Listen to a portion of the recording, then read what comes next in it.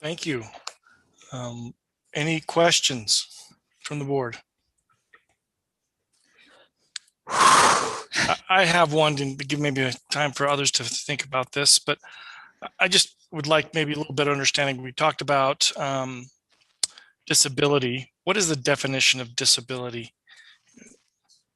I think I want to defer over to Kelly. Is that okay?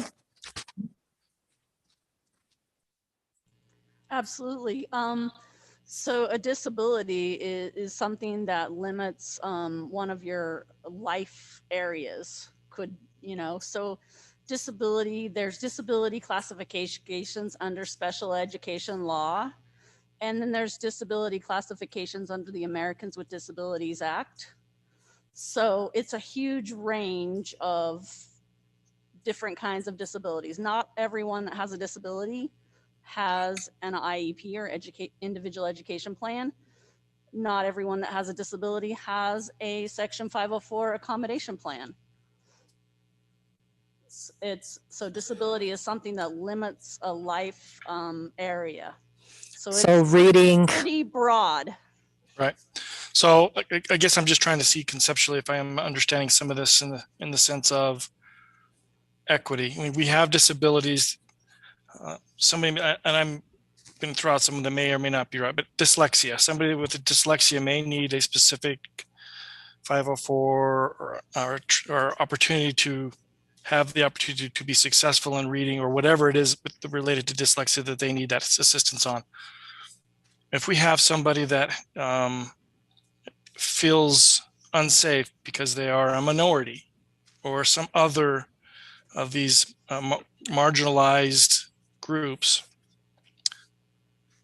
does that fall under disability, or would that align with disability, or does that even come into that? Okay. No, it's a whole.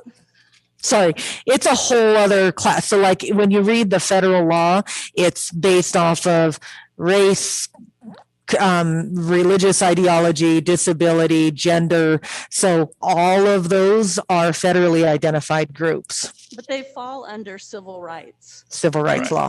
And all of those minorities, people with disabilities have had to fight for those rights. They weren't guaranteed. Like if you were just the typical white person without, that was the majority, you didn't have to fight for any rights, but women did. People with disabilities did, other minorities did. So it all falls under civil rights. Okay. Any other questions?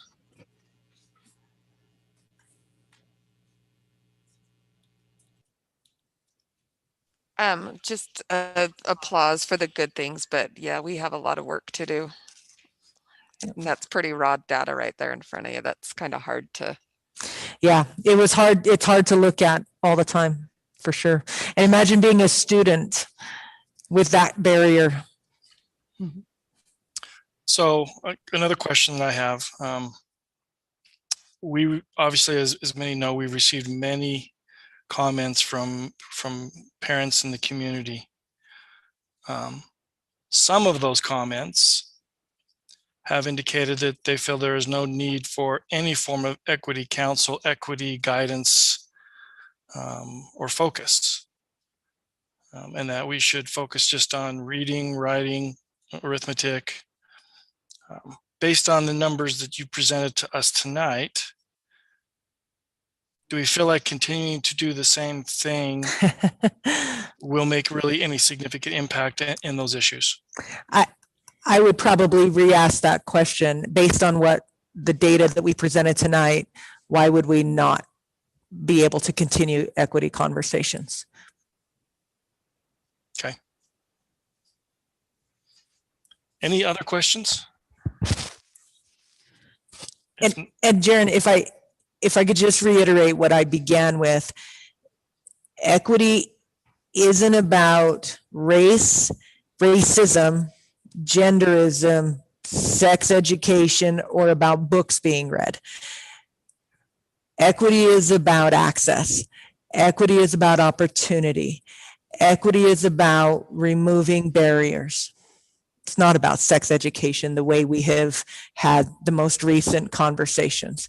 I think we need to redefine what has politically been charged in recent weeks. And That- remember, let's keep our eye on the ball of what racism is, or That's what I what equity is. Yeah, I wrote down equity equals access and opportunities. Mhm. That's Yeah. There were unfortunate incidences that now equity has become, and that is not what equity is. I appreciate Robin and Missy for sharing all of the data, because I did not realize how many students we have that don't have the opportunities that other students have. So we really have to go up that ladder and help them, because some of the data regarding concurrent enrollment or AP, the numbers have gone down, I think, since a few years. And there doesn't have to be a zero sum. That somebody doesn't have to lose in order for those federally protected classes to gain access. There doesn't have to be a loser to that. We can all win in this situation. There's not a zero sum. the example I Which- keep thinking of in my head is when we moved here, my daughter was in 2nd grade and my son was in 4th grade, and we moved to Parkside, and people said, "You're going to put your kids in a Title I school." And I remember having my socks knocked off by all the opportunities they got by being in a Title I school. It didn't take away their opportunities. It gave them more opportunities because there were more helps and paras and all sorts of things. And I still think my kids benefited from being at a Title I school more than they would have got at a non-Title I school. So I like that idea of doesn't have to be a net zero. It can be good for all.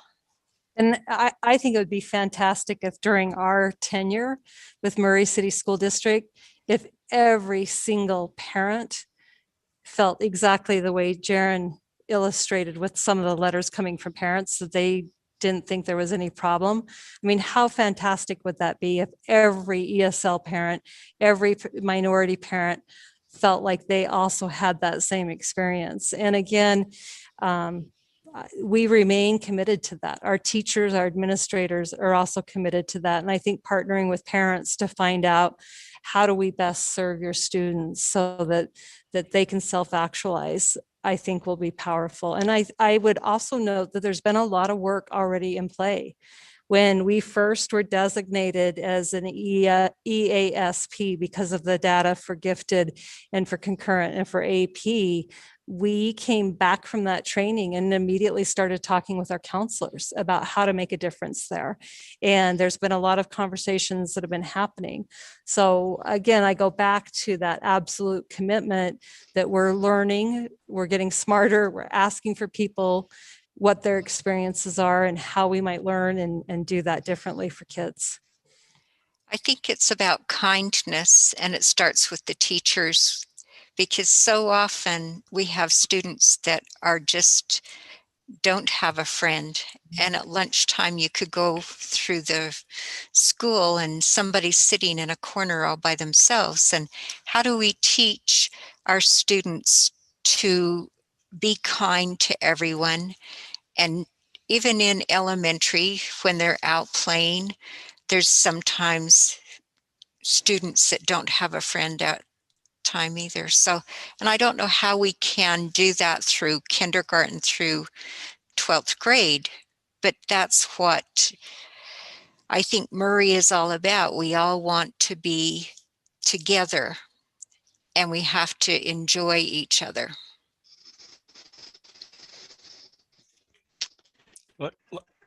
I think it's worth repeating what. Not now. It went off.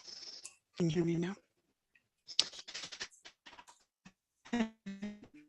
It's worth repeating exactly. It says my internet connection is unstable. All right, now.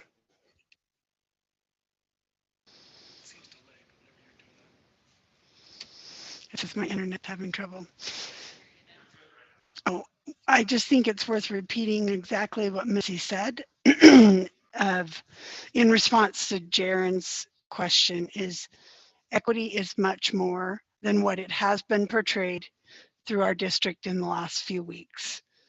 And I think that's something that as administrators, as board, and as parents, we need to keep the eye on what really are we trying to accomplish here. That's just my thoughts. Thank you. Okay, we'll move on now to IN 304 text review policy.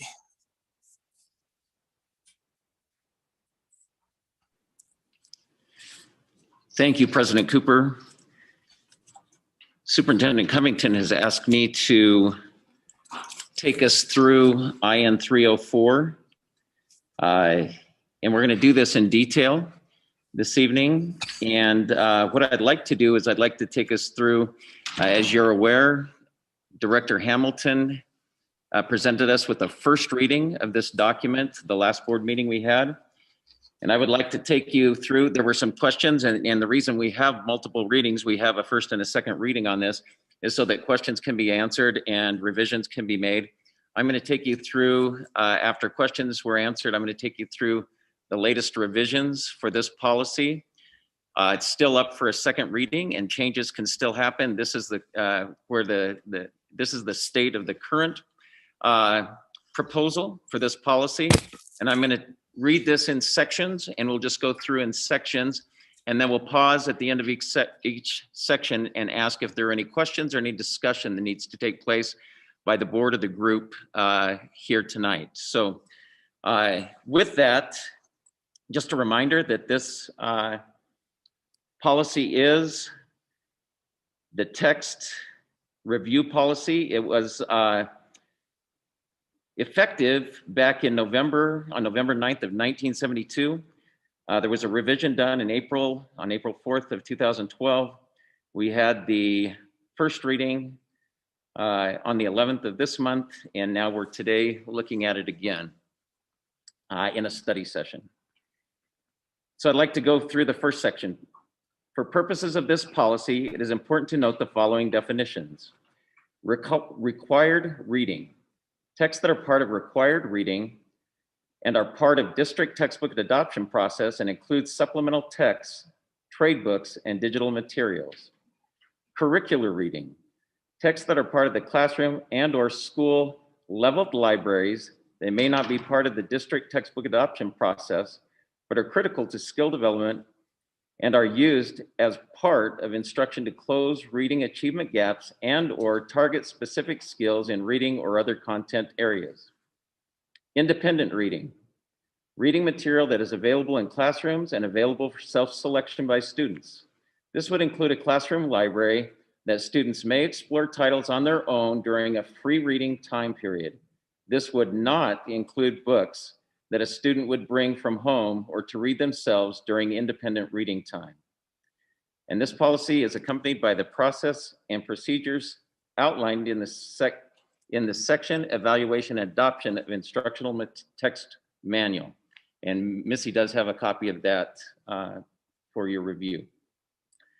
Are there any questions regarding this first section or any discussion that you'd like to have regarding the first section? Any questions that can be answered by the Scott, group? quick question.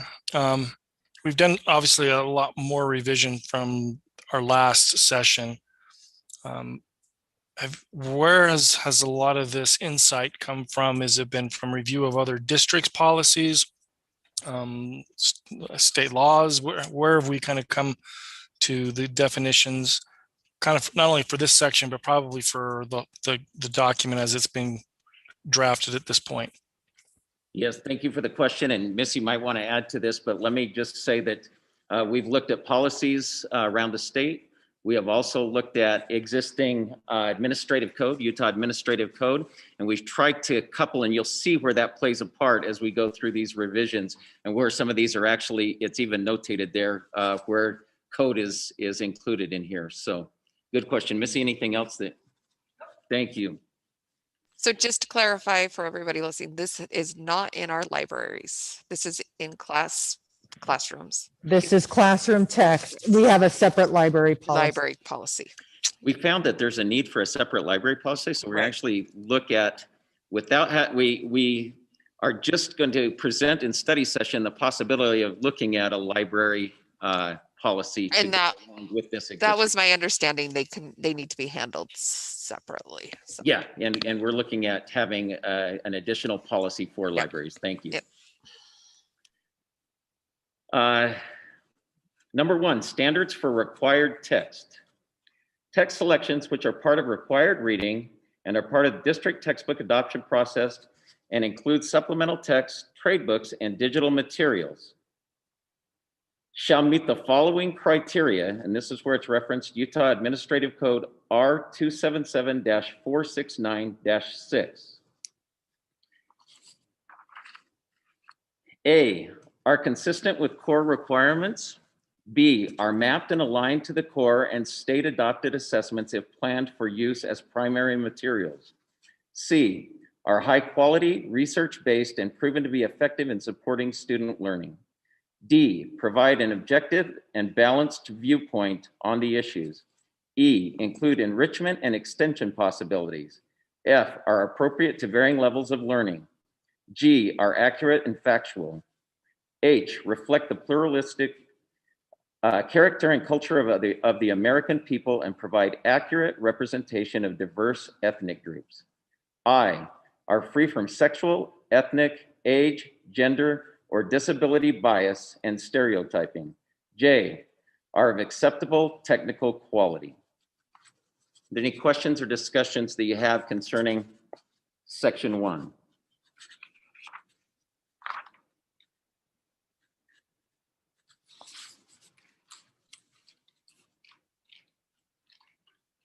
Please feel free to take your time to look that over. I know this is kind of laborsome, but I think it's important, and so please feel free to take your time.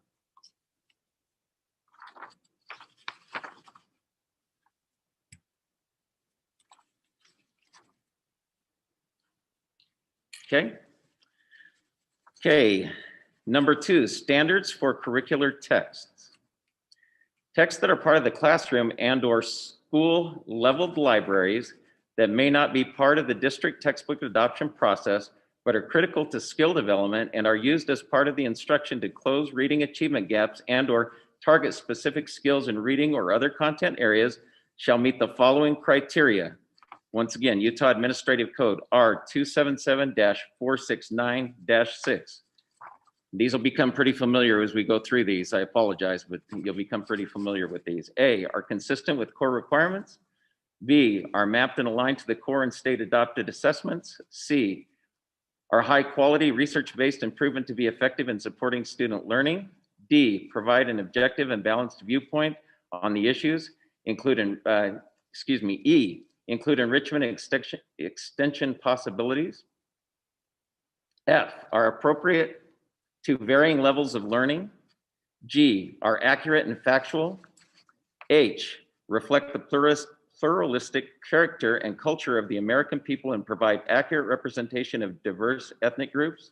I, are free from sexual, ethnic, age, gender, or disability bias and stereotyping. J, are of acceptable technical quality. Any questions regarding, and remember these different areas of texts as we go through?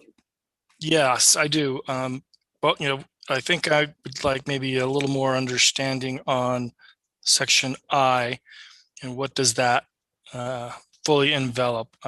Does that mean that we don't talk about it all, or do we just do it such that we're not trying to stereotype or point out, or what does that really definition mean? So, and I invite anyone to jump in here as well. I don't know that this is a discussion should be had for all of us, but remember this, from the code, it says that biases and stereotyping will be free from these areas, from sexual, ethnic, age, gender, or disability. And that there will be no bias or stereotyping in these areas, if that helps clarify. Okay, thank you. Any other comments or questions from the group? Yeah. That's it. Okay. Well, and that's code. That's not a Murray call. That's code. Yeah. Yeah, again, that's state code. Number 3, standards for independent text. Text that is available in classrooms and available for self-selection by students is considered independent text. This would include a classroom library where students may explore titles on their own during a free reading time period. This would not include books that a student would bring from home to read themselves during independent reading time. It is the responsibility of classroom teachers and their administrators to ensure that reading materials available in classrooms are appropriate. Reading materials which are stored in classrooms and available for self-selection by students shall be previewed by the certified teacher and meet the following criteria. Utah Administrative Code R277-469-6. And again, those include A, are consistent with core requirements, B, are mapped and aligned to the core and state adopted assessments if planned for use as primary materials, C, are high quality, research-based and proven to be effective in supporting student learning, D, provide an objective and balanced viewpoint on the issues, E, include enrichment and inclusion possibilities, F, are appropriate to varying levels of learning, G, are accurate and factual, H, reflect the pluralistic character and culture of the American people and provide accurate representation of diverse ethnic groups. I, are free from sexual, ethnic, age, gender, or disability bias and stereotyping. And J, are of acceptable technical quality. Any questions? Again, same group of criteria for that particular area. Next section is number 4, standards for digital selection of text. It is the responsibility of the digital teaching and learning director and the student data privacy manager to ensure the FERPA privacy rights of students are being protected when purchasing digital software and textbook licenses for students. Software programs that provide access to titles of books to children shall first ensure that all software programs have passed industry standards with regard to rigor and relevance and tied to skill development. When using district technology resources for educational activities, teachers will A, select material that is appropriate in light of the age of the students and relevant to the course objectives. B, preview materials and sites they require students access to determine the appropriateness of the material contained on or accessed through the site. C, provide guidelines and lists of resources to assist their students in channeling their research activities effectively and properly. And D, assist their students in developing the skills to ascertain the truthfulness of information, distinguish fact from opinion, and engage in discussion about controversial issues with the student and his or her parent. Any titles found on a software program will follow the same reconsideration of materials as indicated below with the following modification. A, the digital teaching and learning director will be assigned to attend the district review committee meeting as part of the review process and as a voting member, replacing the voting member of the district director of teaching and learning. B, the digital teaching and learning director will bring relevant research from the software vendor. Any questions on this section? Or any discussion that you'd like to have?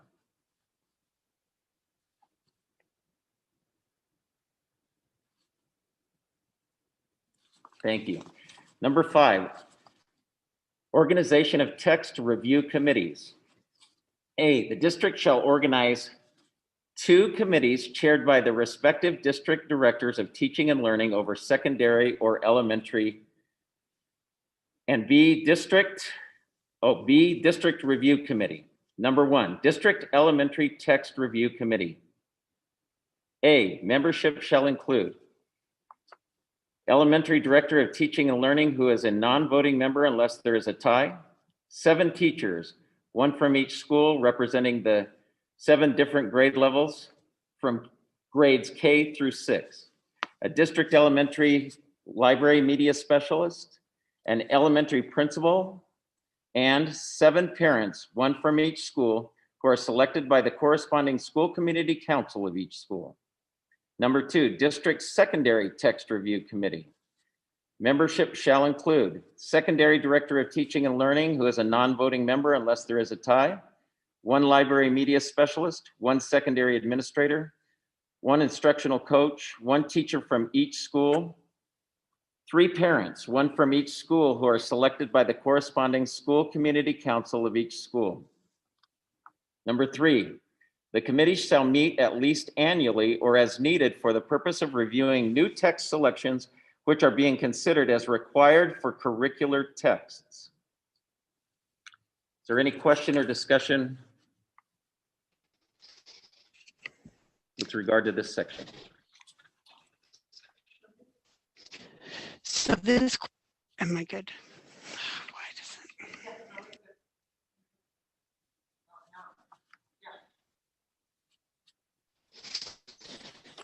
So this section would basically pertain as we get new books, as we need new relevant material.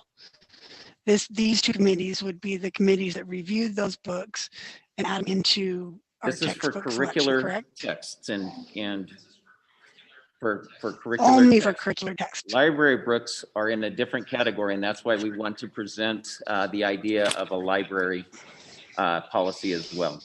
Any comments from the group?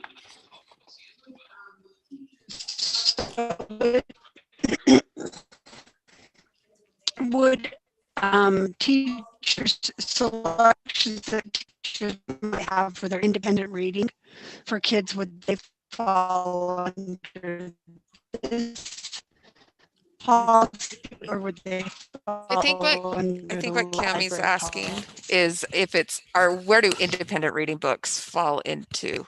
Sorry, now.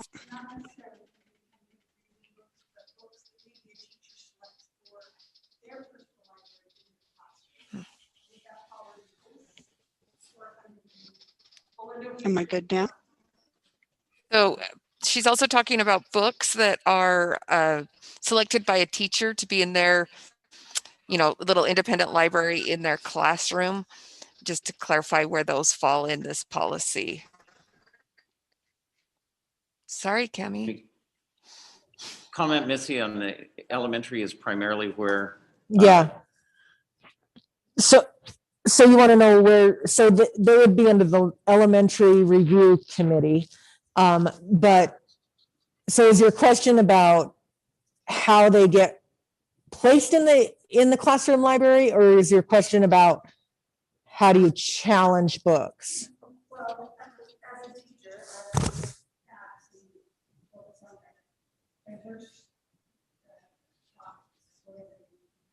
into my library,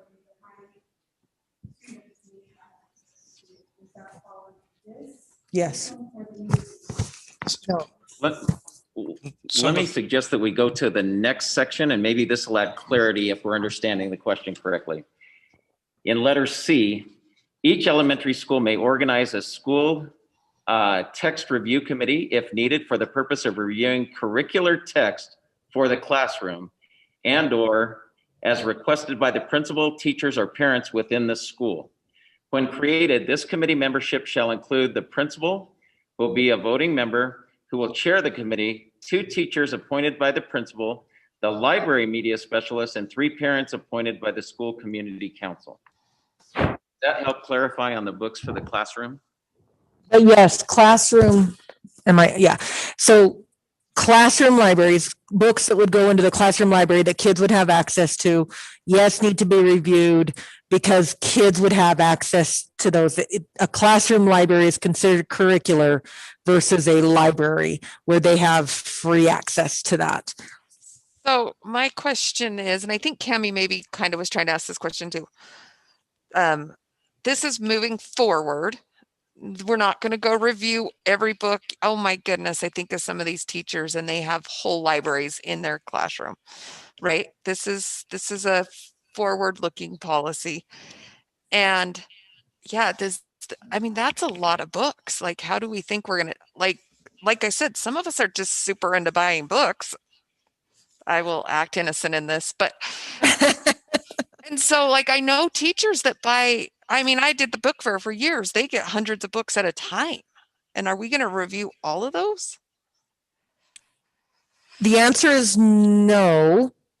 However, best practice is that all of our teachers, and the policy states that all of our teachers should know what's on their bookshelves. They should absolutely have previewed those, because our kids have access to those in their classrooms. Which goes back to, are they the section where it talked about appropriate, da, da, da, da, da. Yeah. So that's one of those things where Darren mentioned earlier, we put it to their professional code that they know what's in their reading library and that they are aware of their contents. And Right.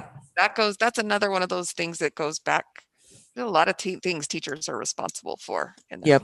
And they certainly need to know what is on their shelves. Okay. Have we cataloged and inventoried them? We have not.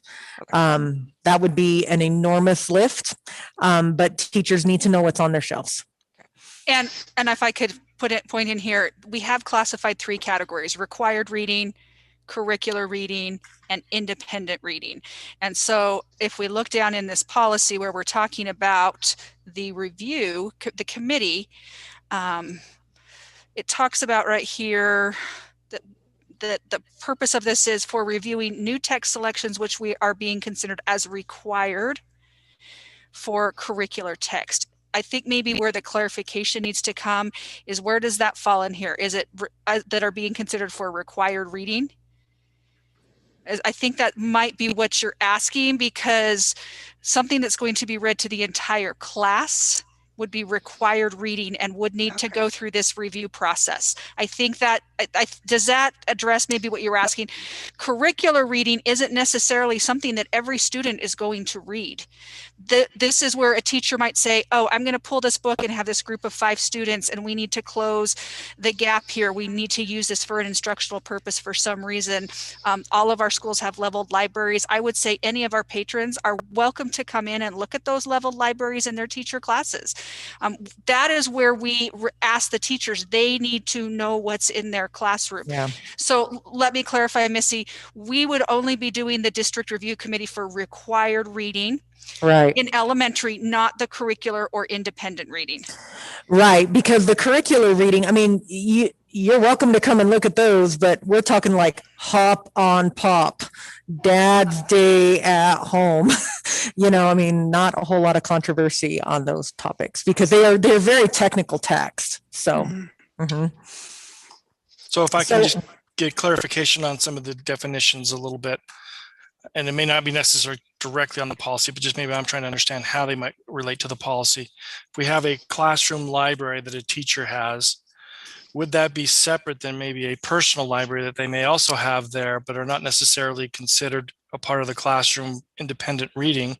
But would if that private library happens to be in the classroom, does that automatically make it become a part of that classroom library or not? That's a great question. So no, if that personal library, if a teacher then takes a book off of that shelf and does that book as a read aloud, now that's become required reading. So it should have been then reviewed prior to that happening. Right. So it's really tricky, and we can make this really hard for teachers, or we can really trust professionalism of teachers, right? Because of an isolated incident. But as soon as so the kids don't have access to it, so it's not part of their classroom library if a teacher is using it for their own reference. But as soon as that teacher has now grabbed that book and is reading it as a read aloud, now that is not optional, right? Now it has elevated to a required text because everybody is having to read it. If it's part of the classroom library and they're using it as for a small group intervention, then That's now just curricular texts. So there is a difference. I mean, elementaries are really tricky because there's just books everywhere. And, I think there's some judgment that we need to, and some autonomy that we need to provide to our teachers. Right. And I feel like we're going to have to give them some judgment going forward, because we can't, like, there's going to be books that they've used in their curriculum for years as a read along. Like, sometimes I grab this one, sometimes I grab this one, because the kid, based on the room full of kids you have. Or they So- come back from recess and you need to amp them down. For sure. And so to ask that every time they pull a book, that it has gone through a committee and they have, that's just gets so. Well, it's a little tricky because I know can you hear me? Yeah. In a couple of my children's classes, they were asked to bring a book for their favorite, when it was their week to be highlighted or whatever. They got to bring their favorite book from home. So that's not going to go through any kind of review process. So we just have to trust the teacher that they have known that book and understanding that it's an appropriate book to be read in that age. If I may just remind, as a board, one of the responsibilities that you have is to help set policy, or is to set policy in a school district. So that's why this discussion is important, to make sure that you are comfortable and that we are all comfortable with the way that the language is in a policy like this. So we need to have these discussions to make sure that you have no question that's very clear. And if we need to rewrite or redo any of this, that is the right way to go about this, to make sure that you feel. And if it's too restrictive, we can loosen it up. Yes, let us know what, in our conversations, we need to know if you feel that this is something that reflects what you as a school board and what our district wants to have as we set policy in moving forward with approval of texts. Yeah, so I just, in my mind, I think parents, the transparency, parental rights, like, all on board.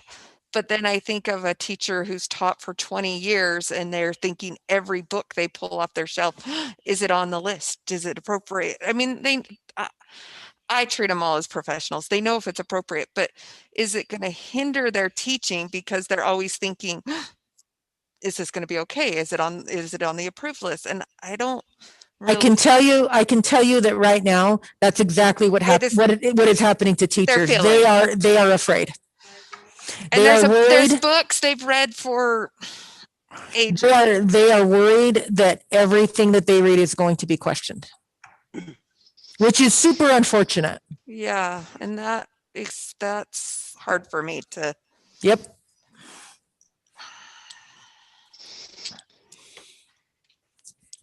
Yeah.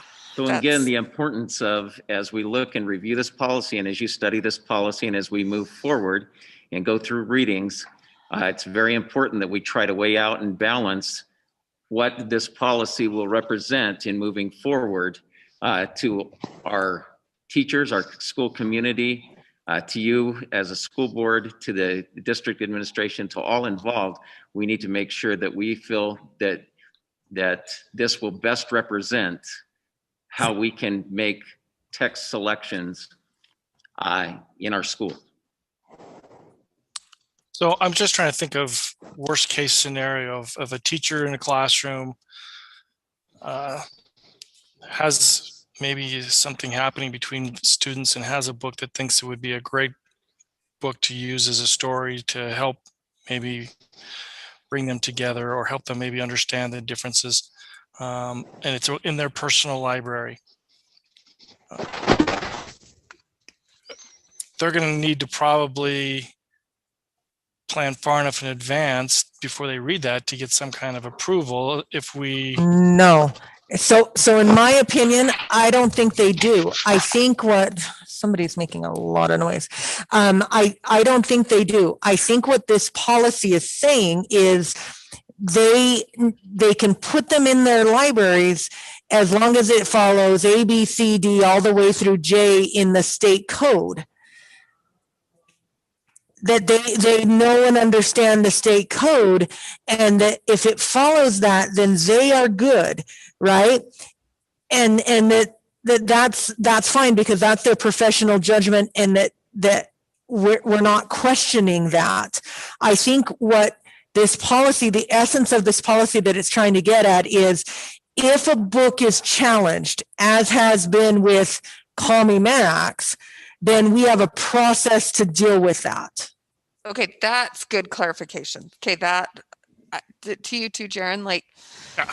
you're going back to these questions, these codes. Is it this, and this, or not this, Yeah. and this? If it is, then great, I can use it. I can use it. I don't have It's to. not an exception. I don't have to get approval for every dang book that I read, but rather there's a process that if a there's a book is problem. called into question, then we have a reconsideration policy. So maybe based on that, we all had to have a discussion to get to that point. Maybe there's something in this wording that's not quite there to, if you were just reading it as a parent or as an educator, that I don't know, maybe it's because that just took us 15 minutes to get to that point. I think that.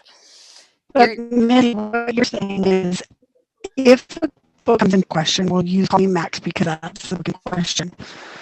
There's a process through here where that can be challenged.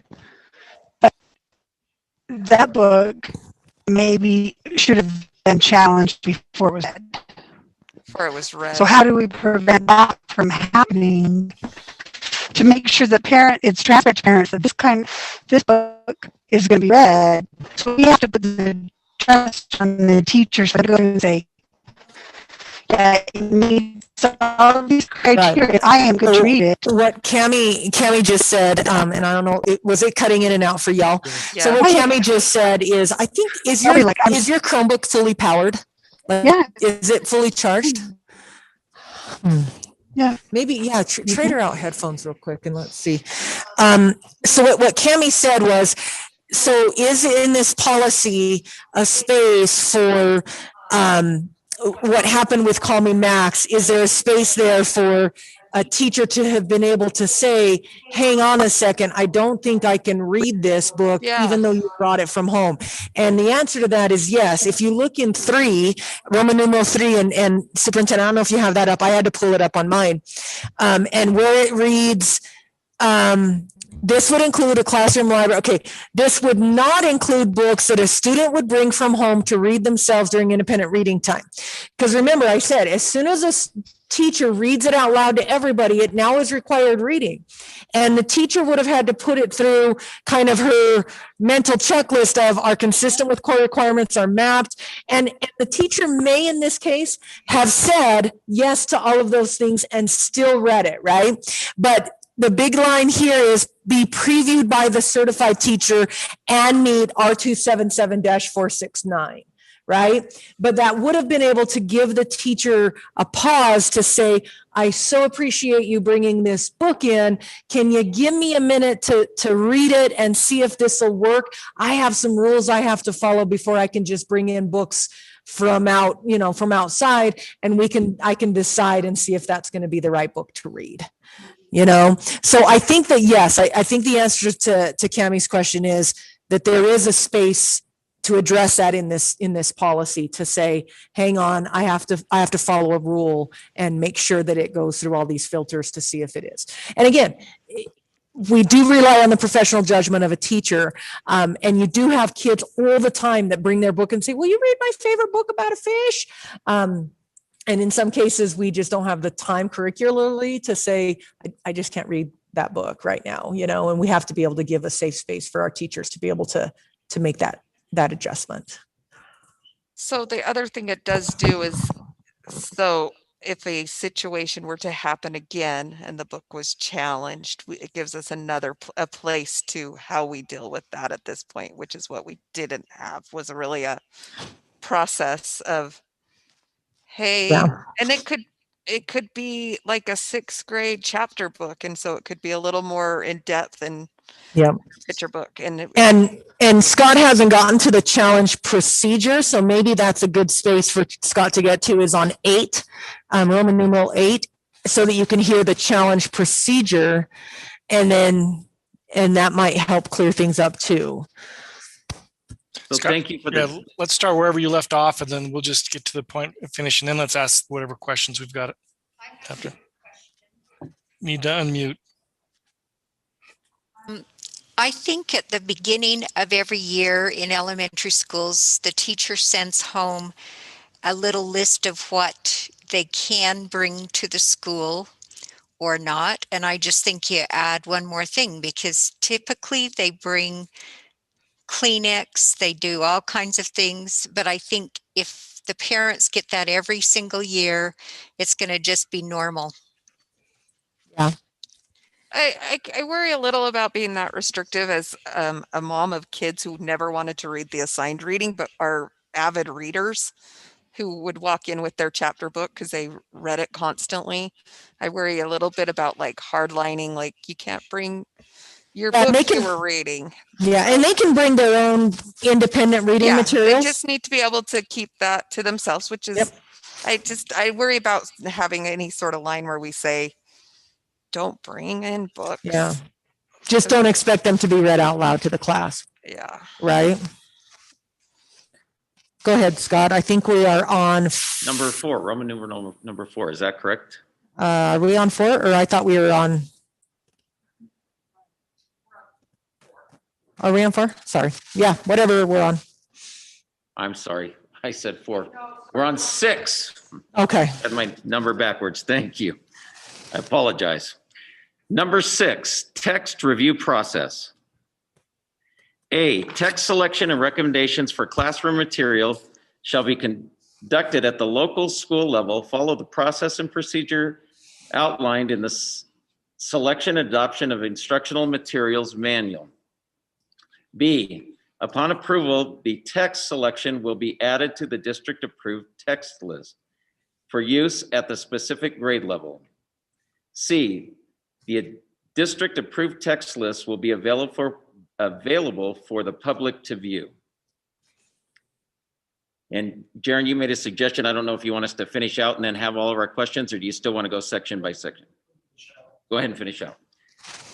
Number 7, parents/guardian rights. A, parents, guardians may exempt their students from a required reading assignment if they personally find the text objectionable. The student shall be assigned an alternate text selection without penalty. By law, schools must respond to objections to materials or curriculum content in one of the following ways. And this again is from 53G-10-205.2.A through B. 1, waive the participation requirement, or 2, provide a reasonable alternative to the requirement. Oh, Number 8, strike that. reconsideration of text procedure. A, parents are encouraged to initially discuss their concerns about any instructional material being used in the classroom with the appropriate teacher. B, the teacher should meet with the parents to discuss their concerns, the reason for the selection, and, if appropriate, offer a mutually acceptable alternative. C, if the parents are not satisfied with that outcome, they may submit a written explanation of their concern or concerns with the instructional materials to the school principal. D, the principal will inform the parents appellant of the intended use of the questioned material and its relevance to the core standards. The principal may involve appropriate personnel in the explanation of the selection procedure, criteria, and the qualifications of those reviewed and recommended the material. Those who reviewed and recommended the material. E, a parent desiring action beyond restricting their own students' access to a particular book or text in their own student's classroom may challenge the placement of the item through the reconsideration of text procedure. 1, the parent must submit a full and complete reconsideration of text form. Incomplete forms will not be forwarded to the committee for review. 2, the form may be obtained on the school's website, the district website, the link at the end of the policy, IN 304. 3, upon receipt of the completed form, the principal will notify the district director of the request, and the district director will call a meeting of the district review committee to introduce the request. 4, the material in question will remain in use during the reconsideration process. 5, the parent appellant will provide the district review committee members access to the challenged material as well as public written reviews of the material from professional review sources. 6, the district review committee members will be assigned to read, view, or listen to text in its entirety as well as the reviews. The district review committee will judge the item on its merits as an entire piece, not on portions or out of context selection. 7, after being afforded time to review the material, review the text and reviews, the district review committee will reconvene, at which time the parent will meet with the district review committee to present his or her views. 8, the district review committee will then dismiss the parent. 9, the district review committee will deliberate the issues and research and reach a decision. 10, a decision is made by a majority vote. 11, the district review committee will decide whether to retain the text, relocate the text, or remove the text. 12, the parent will be notified of the district review committee's decision in writing within a reasonable period of time. The response shall serve 13, the response shall serve as the final administrative action in the matter. 14, the same text cannot be challenged at that particular school for at least 3 years. We'll open up for discussions or questions for the balance of that part of the policy.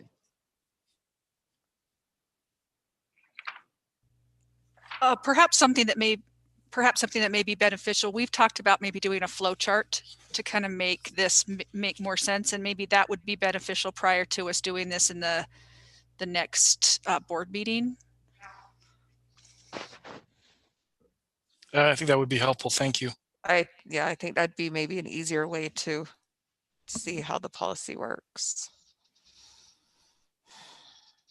So we've mentioned that teachers are afraid now to use any books in their classroom.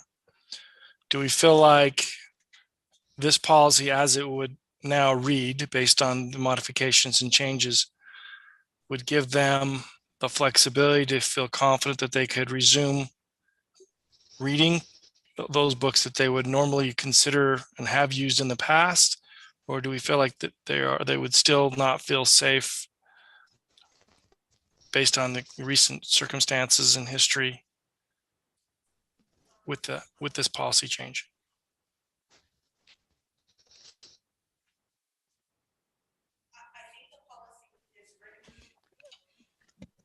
I think the policy is written as a response.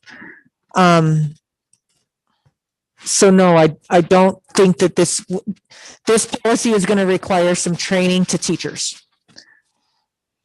And that's kind of what I was wondering, because it sounds like we're going to need to provide additional support and training to our teachers to help them perhaps modify past behaviors, because now there's a policy that's a little more detailed related to that. Mm-hmm.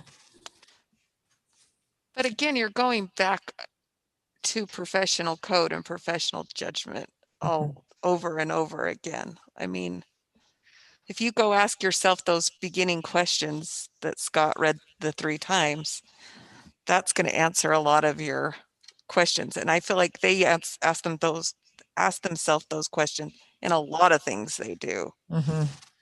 So, I would agree. I think my concern would be is that there may be teacher A that has a particular book who thinks nothing of it, totally fine. yeah. Teacher B is going to say, well, wait a minute. And Yeah, that's where that's we're true. going to have maybe potential risks that we need to have more clarity as to what And would that look can like. vary from school to school, population to population too. And I don't know that this policy or any policy is going to be written to take away that gray area, because that's called human. Right, but at least at this point, if they're in doubt, then they have a process by this policy to take it to the next level before they proceed if they are concerned about it. And they also, I like that it gives them pause, that if a child brought a book or a parent brought a book, they can say, hey, I just need a minute to run through some things I've got to do on my side. Like they can use it as a reason to stop and pause, like you said. So there are probably another question. So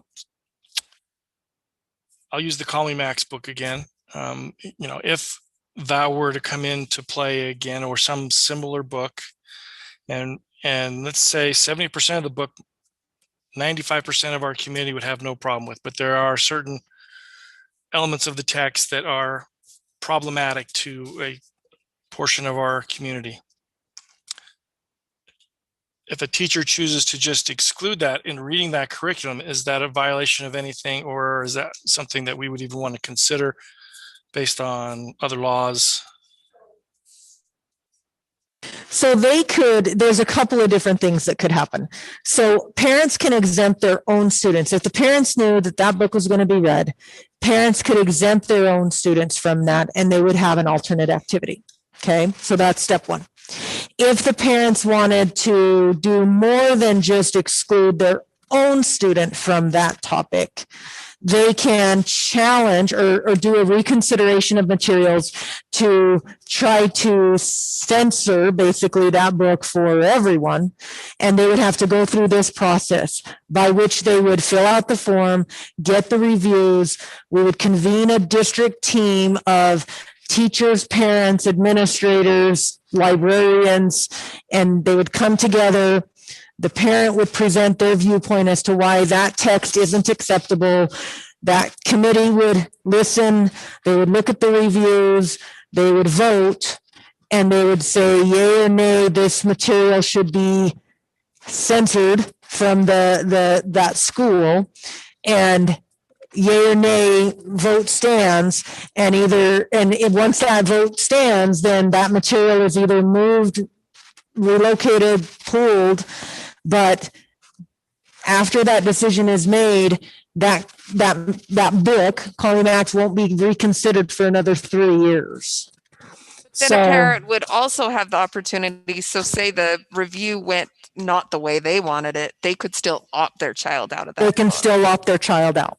But that would be under the assumption that the teacher or the school had previously notified the parent that this book is going to be read at this date. I need to opt my student out. In this case of what happened in the past, nobody knew. It was unannounced.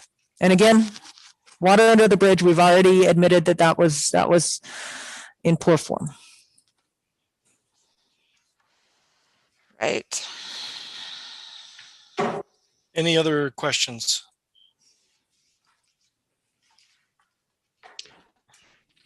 Scott, this is not necessarily a new policy, right? This is an update to an existing, thank you for the question. This is an update to an existing policy that we've had in place, originated in 1972, and was updated in, I believe, 2012. Yes, 2012. And now we're looking at a revision at this point, so of an existing policy. The next, and we can, any other questions about that, we're glad to entertain. The next section that Superintendent Cummington has asked me to take us through in this study session is recognizing that everything that we talked about in IN 304 is related to curricular text. And now we want to address library text that we have. So the thought is that we would have a separate policy for and it would be titled, it'd be IN 303, it would be titled Library Media Policy. So just want to run through the development, the initial inception of the development of this policy, and have a discussion, recognizing that it would still have to go through the proper readings procedures that we have with all policies. So just throwing that out, let me take us through this, and it might be easier if I just go through. I apologize for the reading. Would it be easier if we just read through it and then open up to questions? Or stop me if you feel like it's a key point and we need to just have a stop on that, okay? And we'll just go from there. So again, this policy would be library media policy. Roman numeral 1, purpose and philosophy. The school library media centers of the Murray City School District, or the district, has the unique responsibility of introducing young citizens to the world of information. Students have the right to a relevant, balanced, and diverse school library collection that represents all points of view. Roman numeral 2, collection development. School library collection development is the ongoing process of identifying strengths and weaknesses of the school library's collection of print, non-print, electronic resources, and equipment in relation to student and staff needs. School library media centers shall provide a broad range of educational, informational, and recreational reading resources. A, acquisition.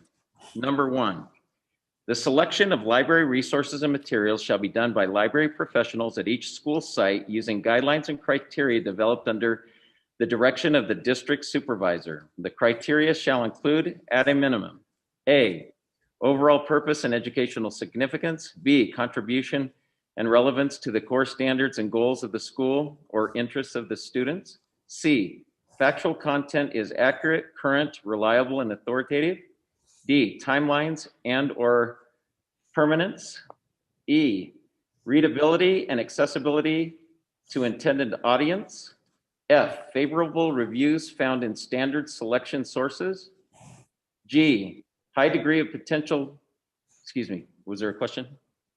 Sorry, thank you. G, high degree of potential user appeal, including varied interests that reflect religious, ethnic, and cultural backgrounds. H, artistic quality and literary style. I, age appropriateness. J, representation of opposing sides of controversial issues. K, reputation and significance of author, producer, or publisher. L, variety of format with efforts to incorporate emerging technologies. M, compatibility with current owned hardware. This is for non-print resources. N, quality and value are commensurate with cost and or need. O, support of English language learners. P, support of special needs students. And Q, favorable recommendations from professional personnel. Number 2, requests and suggestions of students, parents, and faculty which fit these criteria may also be considered. B, weeding. 1, weeding is essential to maintain a current, relevant, up-to-date collection. The school's library staff should periodically review the collection to determine which materials should be removed or replaced. Materials to consider for weeding include A, poor physical condition. However, literary quality and availability of replacement if a work is appropriate for a collection should be considered. B, superseded by more current information or contain subject matter no longer needed to support the curriculum. C, receiving little use. D, providing wrong, inaccurate, or dated information. Or E, encouraging stereotypes or biases. Number 2, under the direction of the district supervisor, procedures shall be established for weeding the school's library collection. C, donations. Organizations and individuals frequently express an interest in donating books and other resources to the district school library media centers. Donation of a book or materials does not guarantee the book or material will be placed in a district library media center. Professional library staff must review potential library media center donations using the criteria for selection of purchased material. Under the direction of the district supervisor, additional criteria may be established for consideration of donated materials. Although a donation may be made directly to an individual school, if the donor wishes to receive a receipt documenting the donation must be made through the Murray City Education Foundation or the foundation. In donating through the foundation, the donor may identify the specific school or schools the donor wishes to receive the materials.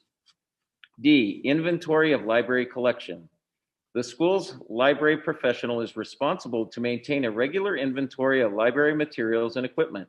A formal inventory shall be conducted annually to assess the library collection and help with selection and acquisition of materials and equipment. Under the direction of the district supervisor, procedures shall be established for inventorying each school's library collection. Roman numeral 3, parental restriction or individual student access. Excuse me, I'll reread that. Parental restriction of individual student access. The district recognizes the rights of parents under state law 53G-10-205.2.A through B to restrict their child's access to materials the parent deems inappropriate. However, no parent has the right to make that decision on behalf of other students. A parent desiring to restrict their own students' access to specific library books or materials shall submit the request in writing to the library professional at the school the child is attending. If the material is a required part of classroom curriculum activities, the parent must follow the procedures for waiver contained in District Policy IN 304. Number 4, school level guidelines. The library media professional at each school library shall establish written guidelines for the operation of the school library media center. The district supervisor may develop model guidelines. The district supervisor and the school principal shall be responsible to approve individual school library media center guidelines. At a minimum, the guidelines shall include A, procedures and timelines for circulation of materials. B, scheduling of library media center. C, fines and replacement of lost or damaged materials in accordance with district fees policy. D, computer access. And E, rules and expectations for student behavior. We'll now open it up for discussion and/or questions.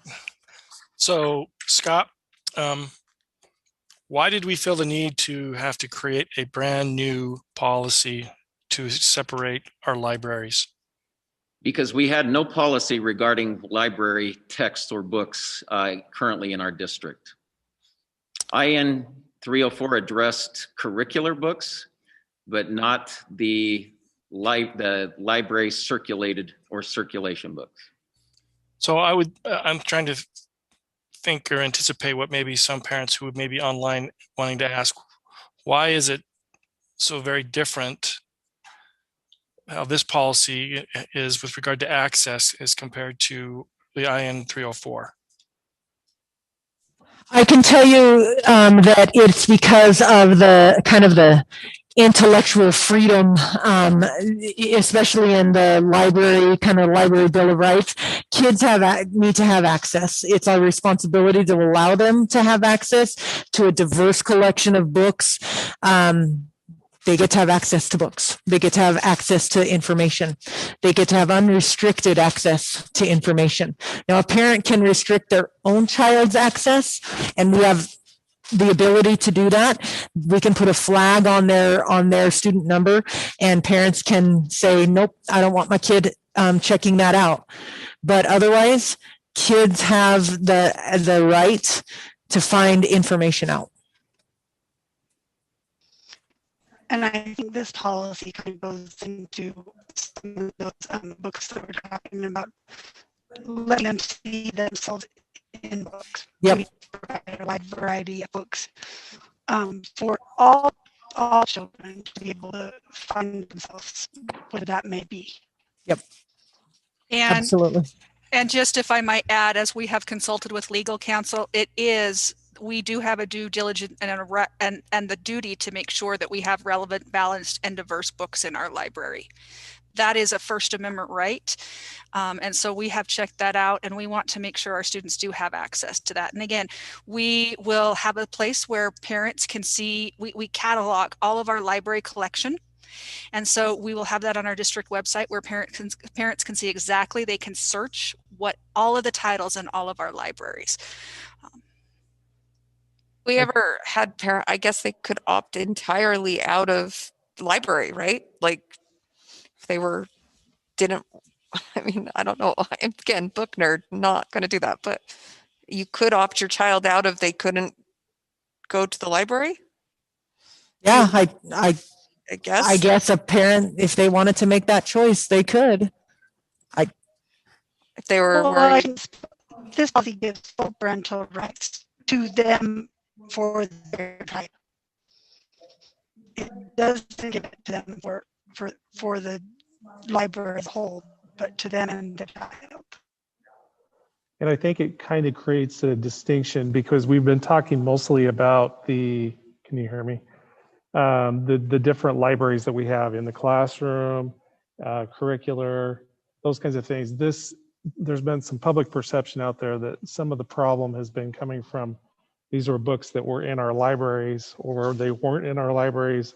So I think this kind of helps distinguish that and helps the public understand that these are different pockets of books, different books, different categories of books, and that it has its own policy. So in theory, Call Me Max could be in the library and be totally acceptable because of the policy and by First Amendment law, but it would be very different for us to then determine if we've determined and gone through the other process with the other policy and deemed it not appropriate. I'm not saying we would or wouldn't, but just if we deemed it not appropriate, that doesn't mean that we would ban that from the library. In fact, we would most certainly not exclude that because it would violate those other things that we've talked about. Yes. Yes. Once something is in a library, it should not be pulled out of a library. Well, and I think, Jen, to the language that was used legally, as far as books not being allowed in a library, it's pretty narrow. And I don't remember the word that you used, but I would liken it to pornographic. Is that correct? There's exact language. And I think part of that also is a hallmark of democracy. If you think about going to a library to do research on different things that you are asked to do, or you want to find out about something you don't know, but it's a pretty narrow definition as to what doesn't belong in a library.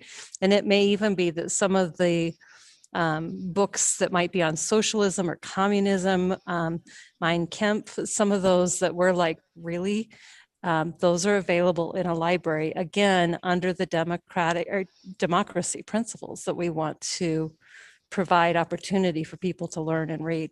But did you look up the word that they gave, Jen?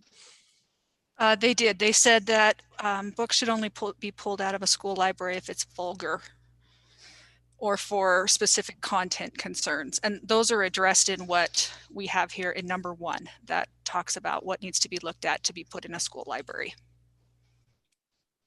Relevant, balanced, diverse. And that language is taken. I think it does make sense. Yeah. And that's taken from the intellectual freedom language from the Intellectual Freedom Act. It makes sense that there is 2 different policies because there are 2 different sets of maybe even 3 multiple sets of book groups. Whatever you want to call it. Categories, yeah. Can you repeat what Cami said can somebody repeat what Cami said? Yeah, that might help. I just want people to be able to. Can you say it again, Cami, with your video off? Let's see. Let me turn up my sound. That helped a ton. That's better? Yeah, turning off your video helped a ton. Yeah, when I turn off the video, turn on the video, it tells me I have max CPU usage. So just for the public out there, I have to turn off my video so you can hear me. And what did I say?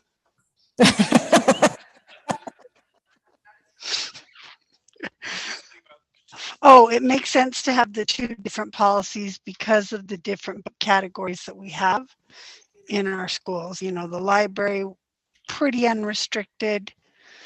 The school curriculum and the school personal libraries, a little more restrictive. Not even restrictive is the right word. A little more narrowed down. I think you also go back to another professional, the professional in the libraries having elementary school appropriate, and then they are directing kids towards age appropriate or reading level appropriate books. What you'd expect to see in our secondary school is different, our junior high is different than what you'd expect to see in the library at the high school. Some of these things you wouldn't cross. because what does that go to? The relevant, balanced, and that goes back to professional, our library professionals doing their code, doing what they should do. So it's been a long time since I went to elementary school. So I'm trying to think of a situation. Can we comment on that, or should we just leave it? You can comment anytime you'd like on that.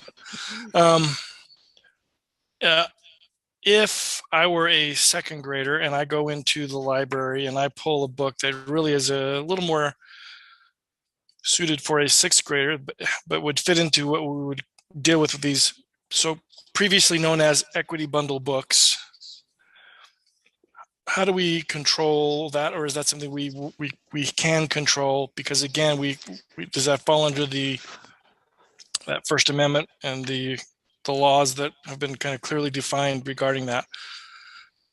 So, you know, if they read that book and then go home and talk to mom and dad and they said, I read it in the library, I just want to make sure we're mitigating our risk, because we have to follow some laws, and there are going to be situations which we may not be fully able to keep, shelter, whatever, or Right. avoid. And I would hope that the conversation is not those darn schools. I hope the conversation is, you know, you're going to encounter people that are different from you. Let's have a conversation about that. I'm glad that you read that book. Let's chat about that as a family. Number one. Number two, then if parents are concerned, they can just send a note to the librarian. Not the librarian's fault. There's no blame. Just simply say, I would like my child not to be able to check out this book. And then we will flag that for the student. And then when the student comes in to try and check that book out, it will say, can't check that out. Now, preemptively, what can a parent do? Well, we have about 40,000 titles in our school libraries. They are searchable and they are public. And so they can search those titles, anything that might be questionable. Again, I would hope that we exercise some, you know, conversational pieces around those, and know that we are all in a society where we run into differences, but they can search all of those titles, probably more than 40,000, I would imagine. And they can search every title and ask the librarian to put a flag on their student for every single title that they might find questionable. So that would only, if they sat and read it there, then you know how sometimes they just kind of free. Yeah, when they go to library, yeah. So, but I do think that's with parent rights becomes parent responsibilities. I'll use a non-controversial thing. Like, my child should never read a scary book in her life, because then she doesn't sleep. Exactly. She's a chicken. So I need to, as a parent, give her some knowledge and some forewarning, or we need to chat. Mhm. That, hey, if you pull one off, or somebody says, hey, you should read this, and you start reading it and you think that doesn't make me feel comfortable, I put it Yeah, away. put it back. Like, Mhm. which that's challenging as a parent, but is it a responsibility as a parent to set some of those in our family or at our house? We don't, we do, or that makes you feel uncomfortable, don't do it. But that's got to be some responsibility that way too, Absolutely. I think. Well, and I think the responsibility falls on us to make sure that our students have access to every kind of book that, let's not say that, because there are some books, but they have access to books that are of all kinds of different books, of all kinds of different people, of all kinds of different situations that they can read about. And the librarian is really good. I remember my son was so mad because he couldn't check out a 5th grade book. You know, the librarians are very good at saying, this is your age group. This is it's you. So they're good at keeping it age appropriate. So another question I have, just in libraries in general, we are a public school district, and so we are a public entity for all intents and purposes. does this policy, although I know we're not trying to create policy for the Murray City Library, but in theory, Call Me Max could be, and most likely is, in a city library because of it being a diversity book. We're not trying to deny access in our public libraries in school based on probably similar principles of public city libraries or county libraries. If it isn't in their libraries, it probably is now. But yeah. Right.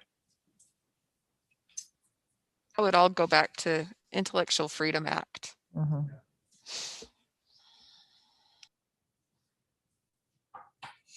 But I guess what I'm kind of saying is, I mean, we're both kind of held to that same standard.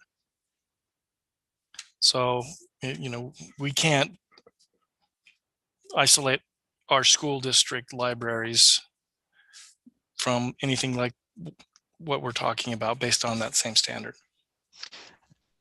Nor do we want to, right? I mean, Yeah. Any other questions related to the policies? Elizabeth, I don't know if you have any questions we haven't heard from you. I hope you're feeling okay, but.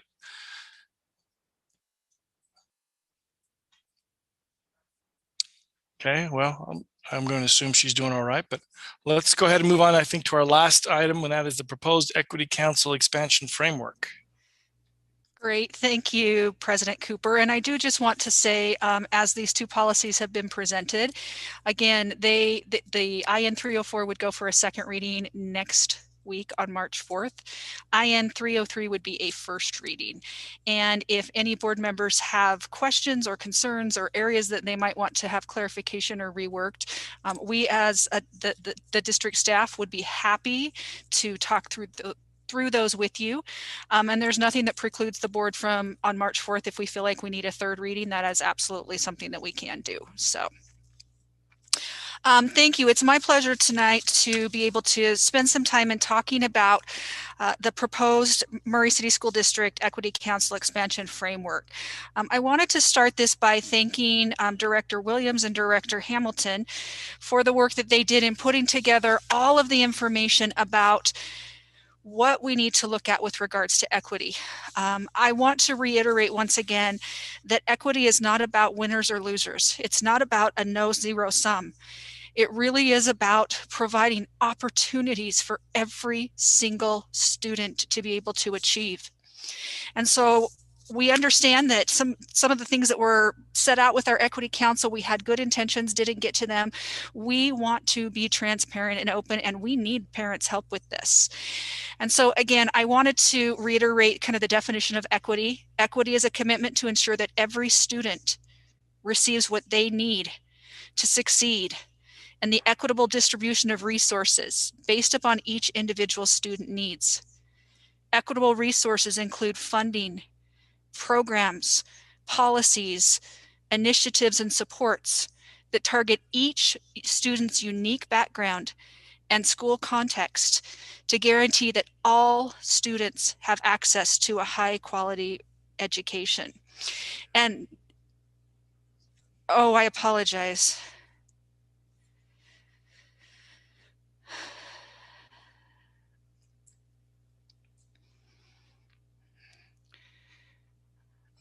Let me just stop that.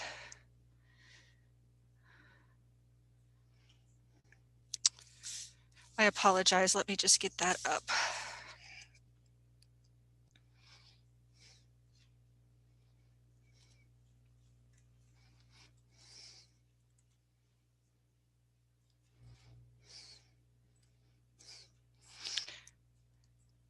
Are you able to see that now? Okay, thank you, Mr. Reese for letting me know that. So again, wanted to go to the next slide. So again, there's the definition of equity. And as we talked tonight, we talked about equity really is about opportunity for all of our students to receive what they need to succeed and have access to a high quality education in the Murray City School District.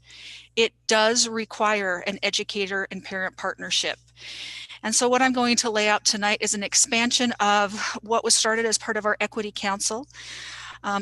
Because we all want what's best for our students, and we want to know, the worth of every one of our students is great, and our children have a very diversity of needs. But again, it's all about providing opportunity for what our students need to receive, to succeed, and have access to a high quality education in the Murray City School District. So what we would like to propose this evening is we transition what has been the Equity Council into what we would like to call the Murray Opportunity Schools Advisory Council. Again, it's about looking at opportunity for our students. The mission of this council would be to advise the Teaching and Learning Team Steering Committee with the charge to examine district level data and determine what students need to be successful and equitable distribution based on identified needs in those areas of funding, programs, policies, initiatives, and supports. So as Director Hamilton and Director Williams talked about, these are things that we are looking at. We have data to show where we need to increase opportunities for our students. And again, we want parents to be a part of that process. We want to have them work with us hand in hand to be able to advise us and work on these things that we need to do to provide more equitable opportunities for our students. Because again, the entire thing that we need to focus on is providing opportunities for all of our students to receive what they need to have access to a high quality education in the Murray City School District. The purpose of the Murray Opportunity Schools Advisory Council would be to, 1, review data that's provided by the school district. And as you saw tonight, we have a wealth of data. 2, establish goals. I will show you the structure in a moment, but there will be subcommittees to look at the data and define goals to work towards. Those goals would be posted on the Murray Opportunity Schools Advisory Council website. We would create a place for that on our district website, and then establish action steps to work towards those goals. Again, with the overarching vision to be providing opportunities for our students to receive what they need and have access to a high quality education in the Murray City School District. How is the structure set up? Again, we have incredible directors. We have Director Hamilton and Director Williams who have spoken this evening, who are over elementary and secondary teaching and learning. We have Director Kircher, who is over our at-risk programs. We have Director Dean, who is over our human resources as well as our student services. And we have Assistant Superintendent Bushnell, who is not only the Assistant Superintendent, but is also over the teaching and learning team. We do need to have help working together to create these equitable spaces so that we can tackle the different things that we were talking about tonight with our data.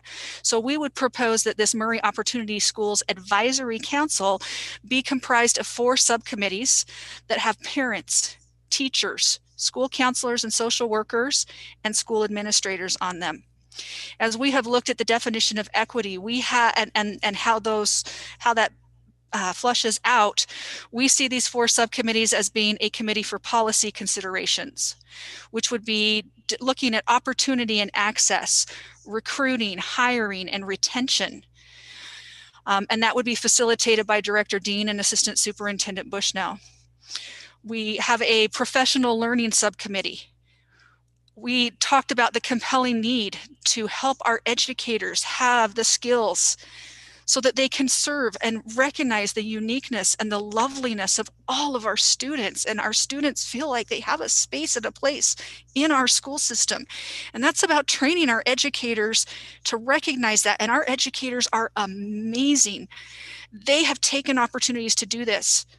So that is another area to look at through the equity lens of how we can improve on that in creating those effective educators and leaders. And that would be facilitated by Director Williams and Director Hamilton. The third subcommittee would be over curriculum and instruction. This would look at student performance and that culturally responsive teaching that's part of that Leadership Standard 7, that is part of what we have been asked to do by our State Board of Education. That would be facilitated by Director Hamilton and Director Williams. And then the fourth subcommittee would be student-centered support, looking at safe and healthy schools and the different risk and protective factors and how do we help our students you saw the Casey data and you saw the SHARP data. Those are how we need to create safe and healthy schools. So all of our students, when they answer, I feel comfortable at school. Yes. I feel like students in my school are treated the same. Yes, those are things we have to look at and we have to address. So these would be the Murray Opportunity Schools Advisory Council would be 4 subcommittees. And again, each facilitated by 2 district personnel. They would have kind of a two-way street between the District Teaching and Learning Steering Committee. We have lots of committees. We have to have those as part of grant programs, as part of federal title programs. If you look there, that is just a small portion of what the District Teaching and Learning Team does. Okay, but those are all areas that encompass equity and making sure we provide opportunities for students in everything that we do. And so this Opportunity Schools Advisory Council would serve as a advisory council to that District Teaching and Learning Steering Committee, which all of our directors and our assistant superintendent are a part of. And it could be a two-way street. There could be information working back and forth. Again, all towards the goal of making sure our students have opportunities to a high quality education in the Murray City School District. That information from the Teaching and Learning Steering Committee would then flow to our district leadership team. We do have a district leadership team composed of myself, Assistant Superintendent Bushnell, our directors, our business administrator, our director of support services, as well as 2 coordinators, which is Jason Eyre, our technology coordinator, and Carol Anderson, who is our prevention program coordinator. And that's where that information comes. And so goals and recommendations and things that are being worked on between our Opportunity Council flow to our Teaching and Learning Steering Committee, which then come to us as a district leadership team to look at and say, is this something, how do we need to address this? Do we need to address this? What do we need to do? And then we as the district leadership team work with you as the Murray Board of Education to keep you informed of the work that is going on. If there needs to be a policy change, of course, we bring that to you, but we want to make sure that at every step we're talking to you about how we're addressing these equity gaps that have been identified. That's part of it. And again, the overall vision for this is to provide the opportunity for all of our students to receive what they need to succeed and have that high quality education in the Murray City School District. So I talked on this slide here about this Murray Opportunity Schools Advisory Council, and I said there are 4 subcommittees. What does that look like? We would propose that the council membership, the Murray Opportunity Schools Advisory Council, be composed of 10 parents, 1 from each school, 10 teachers, 1 from each school, representative of each grade in our elementary level grades, 2 counselors and or social workers, 1 elementary, 1 secondary, and 2 school administrators, 1 elementary and 1 secondary.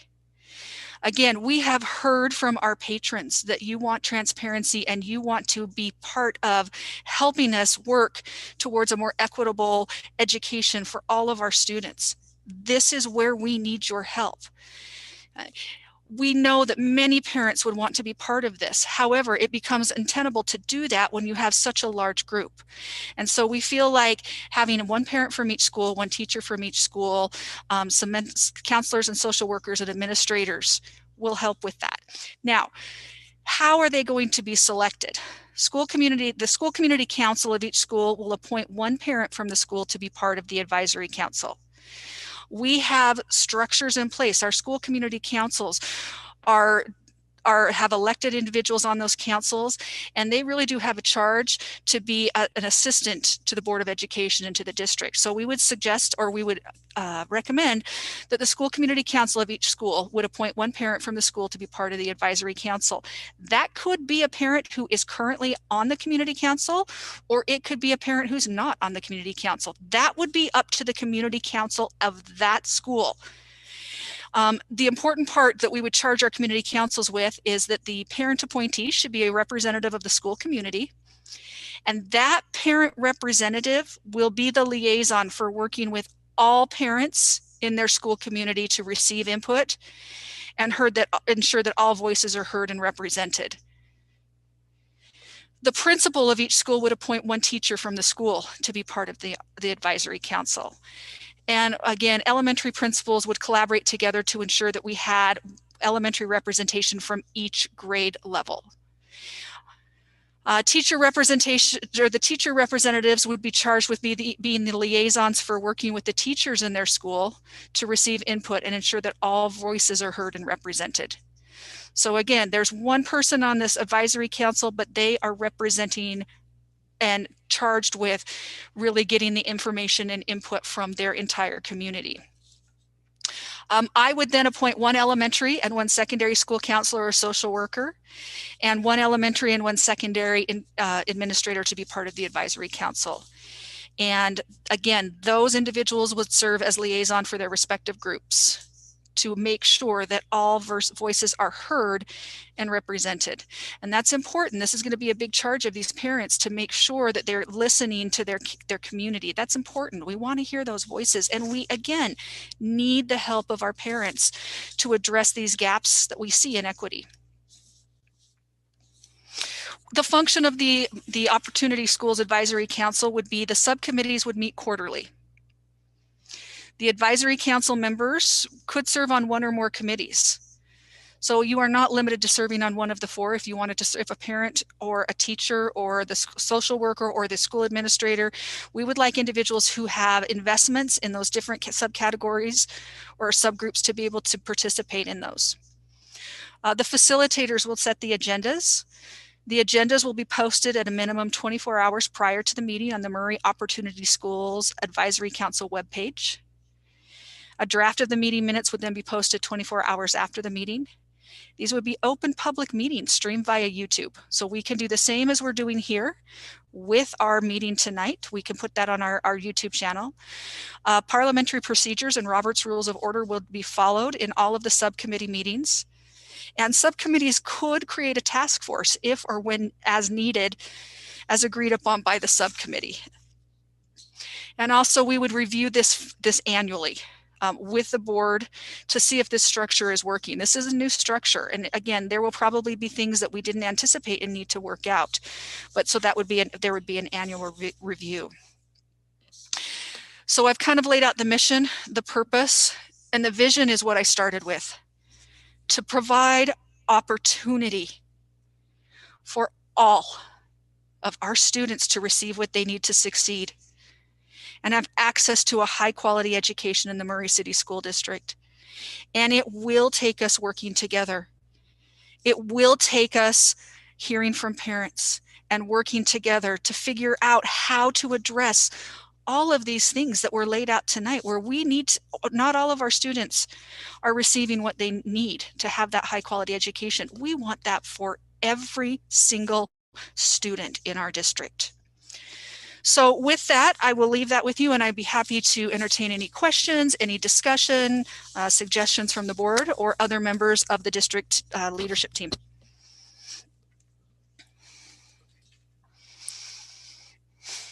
Jen, can you put the graphic of the structure back up, just because maybe as we're talking, that might be the one mostly wanting us to reference or review. And I will say, I have to say a huge thank you to my leadership team, to these directors.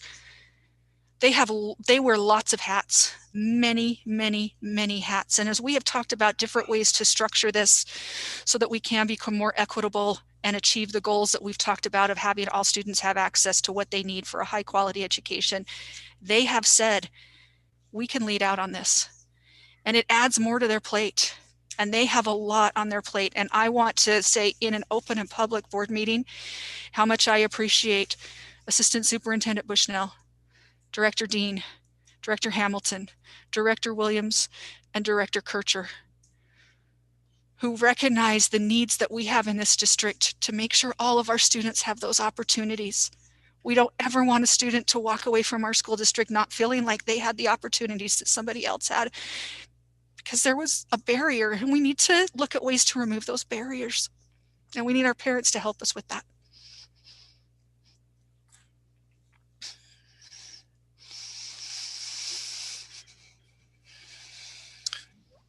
I'm going to ask this question. I'm assuming you probably feel this way, but I'm just trying to identify, make sure I'm understanding it. But I think we've come to the understanding that although we've had an event that occurred here several weeks ago about a specific aspect within equity and diversity and inclusion and how that was handled, I think we recognize that really diversity and equity and opportunity, as we're now trying to kind of transition, is a much larger issue than what has been really specifically narrowly portrayed in the media, emails to the district, concerned parents. I like the idea that we are trying to figure out a structure that tries to hit all those key areas that we've identified in our data as areas of concern. Trying to think about what some may say tomorrow morning, tonight, and that's, I'm not a mind reader by any means. In this structure, do we feel confident that the elements of the fundamental founding principles of why we set up an equity committee and equity council, which was to really make sure that those marginalized kids feel like they can be safe in our schools and feel like they have opportunity to be treated appropriately, can be met with this new structure? That is a fantastic question, President Cooper. And yes, we do. And I think that falls into two different, well, actually 3 different areas, and probably all 4 of them, but student-centered support. If you look on that, safe and healthy schools is making sure all of our students feel welcome and safe and have access to what they need to feel safe in our school system. And, you know, those marginalized groups that we've talked about, that's important. That's important for us to look at. Policy considerations, opportunity and access. That's where that comes in. Curriculum and instruction. We've talked tonight, you know, a lot about different things that how our curriculum needs to be reflective of our student population and our students, what our students are experiencing. And then professional learning. We want our teachers to know we don't have those lived experiences that our students have, and we want our teachers to have those lived experiences and have opportunity to learn about those, so again they can see their students. So yes, I do feel like there is a space in here. While what we have what has been focused on for the last several weeks with equity is a very small part of it, we have so much work to do, and that is included in this through the student-centered support, through looking at policy considerations, through training of our teachers, through curriculum and instruction. So yes, I do feel like that is part of this. So maybe, and I'm open to the other board members' ideas on this, but I guess my potential ask would be, as we meet next week, prior to us making any kind of a decision, I think it would be helpful for me at least if, let's throw out 3 different scenarios of maybe examples that might occur within our district, and how would then this model, how would it funnel through this model? Because I think that, Board President Cooper, before we do that, and I like that exercise, can I just also say that echo what Superintendent just said, in that not only was the Equity Council there to serve student-centered needs, but also the Equity Council started as a grassroots effort for employees that wanted to be seen and heard as well. And we're wanting to have welcoming schools for themselves. And they have their lived experiences as well. And I fundamentally believe that through this structure as well, through policy considerations, through professional learning, through curriculum and instruction, and through supporting students, that our teachers, our educators, our adults in our system as well will be able to be seen and heard and uniquely identified, and have a space as well in our system. And I think that's important to reiterate as well. I absolutely agree. And maybe that's one of the models that we would simulate a little bit. And I don't know that we need to go into minute detail, but I'd just like to see how something would kind of generally flow and how our response would be. Just for my clarity on it. I mean, I think I have an idea, but I think a scenario 2 might make it even more clear. Would you like us to do those scenarios, or would you like to propose those scenarios to us? I can provide a scenario for you that happened today. May I? Okay. Sure. So with gifted and talented education, okay. So we had you saw the data, you saw the disparity of white and not economically disadvantaged. And so we screened all of our kindergartners, right? We still weren't able to, so in that screening, we also tested our 1st through 5th grade. In addition, what we decided to do was we looked at all of our WIDA scores. WIDA is the language assessment, and we identified students that made double what the state identified, right? As typical growth. And we said, wow, that kid is gifted in language, right? So now I've got all of these kids, and I've noticed that many of these kids are from low-income households. They speak a language other than English, and they potentially are gifted, okay? So in this scenario, they are identified and could have access now that they never would have had access to the magnet program, okay? So now here's a scenario. We can't provide transportation because number one, funding doesn't work for it, but number two, you don't get reimbursement. There's all of these funding policy considerations. So there's a policy consideration. What kind of professional learning do we need to engage in to address gifted students that also are ELL students, students with really diverse backgrounds, right? Perhaps students that are from trauma-based backgrounds that are also gifted, or students that are twice exceptional who might be students with disabilities and also gifted. So what programming needs do we need there? What professional learning do we need to develop or address in order to address those students? What curricular needs what textbooks do we need to get? What training needs are there? How do we need to teach differently in all of our classrooms? Because they might not be going to the magnet program, but you can guarantee we have some language gifted kids in all of our classrooms.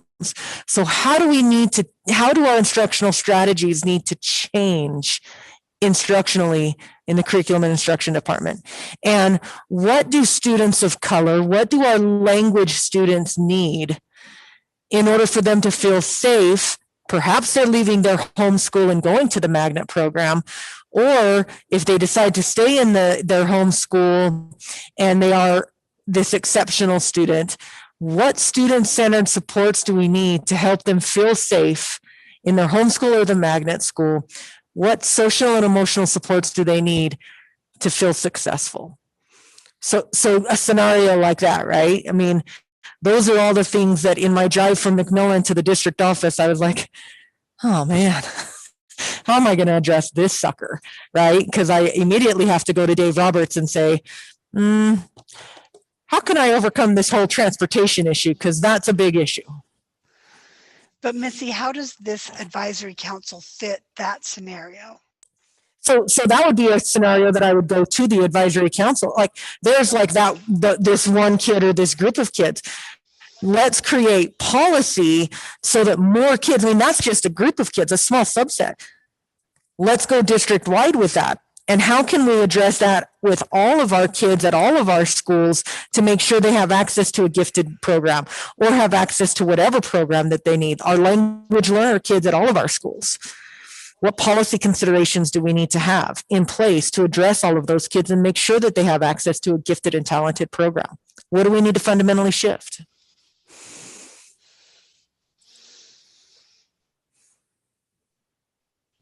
or Robin run through a scenario today of what would we do if we asked every single kid in our district going through Murray High School, take a concurrent enrollment class?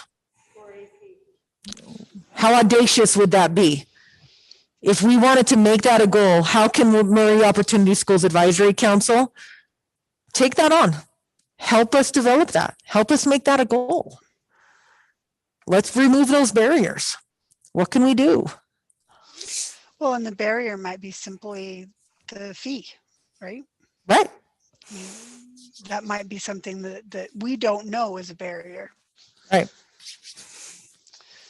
I see another scenario was our that could fit under this is the basketball situation that we had a few weeks back. I don't think it was a big issue, but how can we prevent that? How can this council provide training or resources to our students to prevent that kind of situation happening? For concurrent and AP, you need money.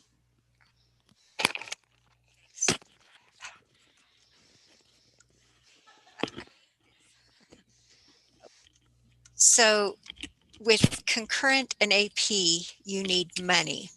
So the community or parents or PTA or whatever, they could maybe start some sort of committee or getting enough money for the students, because that's why the students aren't all in AP and concurrent. It's the parents that have money that the kids get in concurrent and AP. Well, that's what we're saying is removing that barrier as But this is a opportunity. place where you can start asking those questions and answering those questions. And I think, not using any names, the original question why the equity committee came up was about a picture that could be placed in a room. And it was a policy question, and the teacher was asking why. And that goes to, let's look at the policy. Why? There wasn't an answer. The why was we don't know what the answer is. So I think that's another scenario where you could go to the policy committee and say, hey, let's look at the policies. What do they say now? What do they need to say to reflect currently the Murray standards, the Murray way of that we want our teachers and our staff and our kids to fill in the schools? So I think that's a scenario that it also would work in. And again, this is we're working to try and find ways to make sure that our parents and our teachers have voice in this as well. And so this is our proposed structure to try it. We may find that we need to change some things along the way, and we're willing to look at that, but we feel like we need to expand what has been seen as equity from what has been talked about for the last few weeks. That is still part of this, but also expanding it to all of these other places. Our students deserve to be able to have what they need to be successful in our system. And that takes a lot of people working together to make that happen. And I think Murray's the community that can do that. We are fortunate that we are a city school district. We are fortunate that, in my opening statement, I said the one thing that's evident is our parents care about children. They care about their kids. And we want to expand that so that we have opportunities and look at how we can help all of our students be successful in Murray and have those opportunities and remove those barriers and feel like they are safe in our school and have a place and space for them. So when they walk out of, when they graduate from Murray High School, they say, they knew me. They cared about me. They gave me the opportunities that I needed to be as successful. And whatever success looks like in their definition, it's definitely different for different students.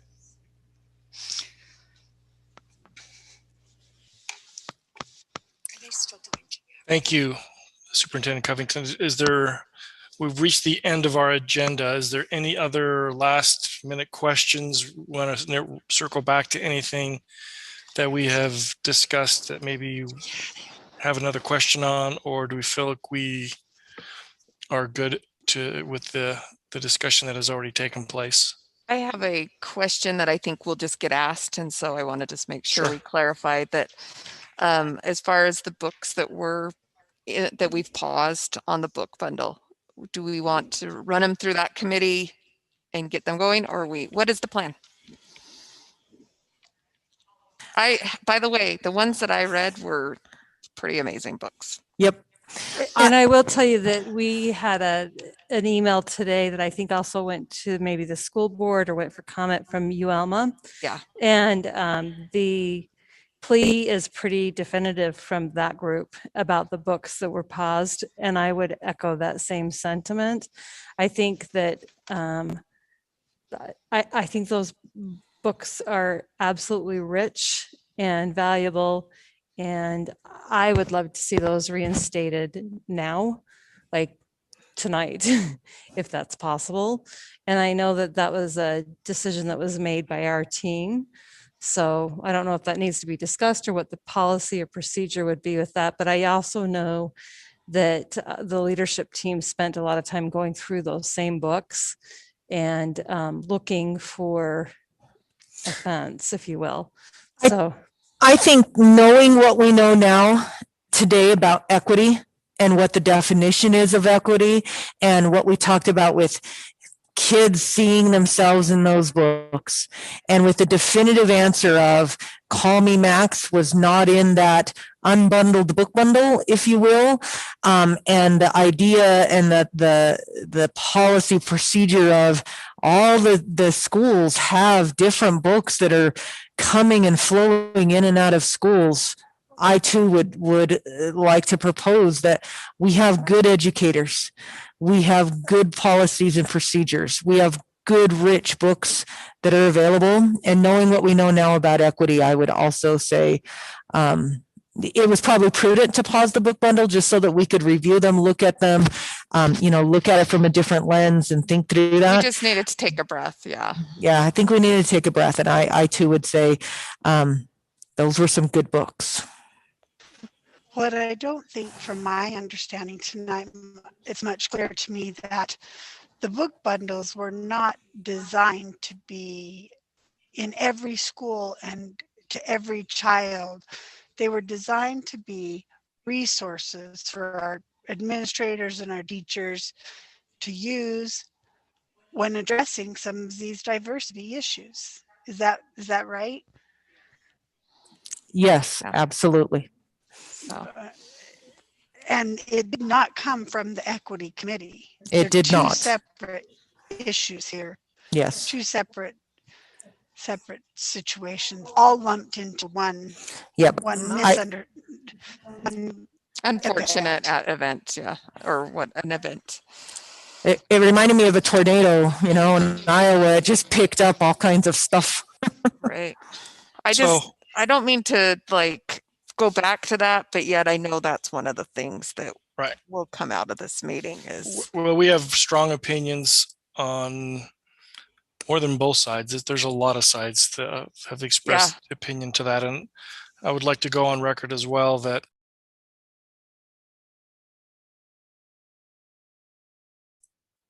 I did read every comment that came through, even those that thought that we would not read their comment and stated that in their comment. This is a big piece to everyone's concern right now. And so what processes can we put in place tomorrow if we were to say, yeah, let's go ahead with rescinding the suspension and putting them back into circulation, so to speak. But how do we ensure that we don't put ourselves in another situation?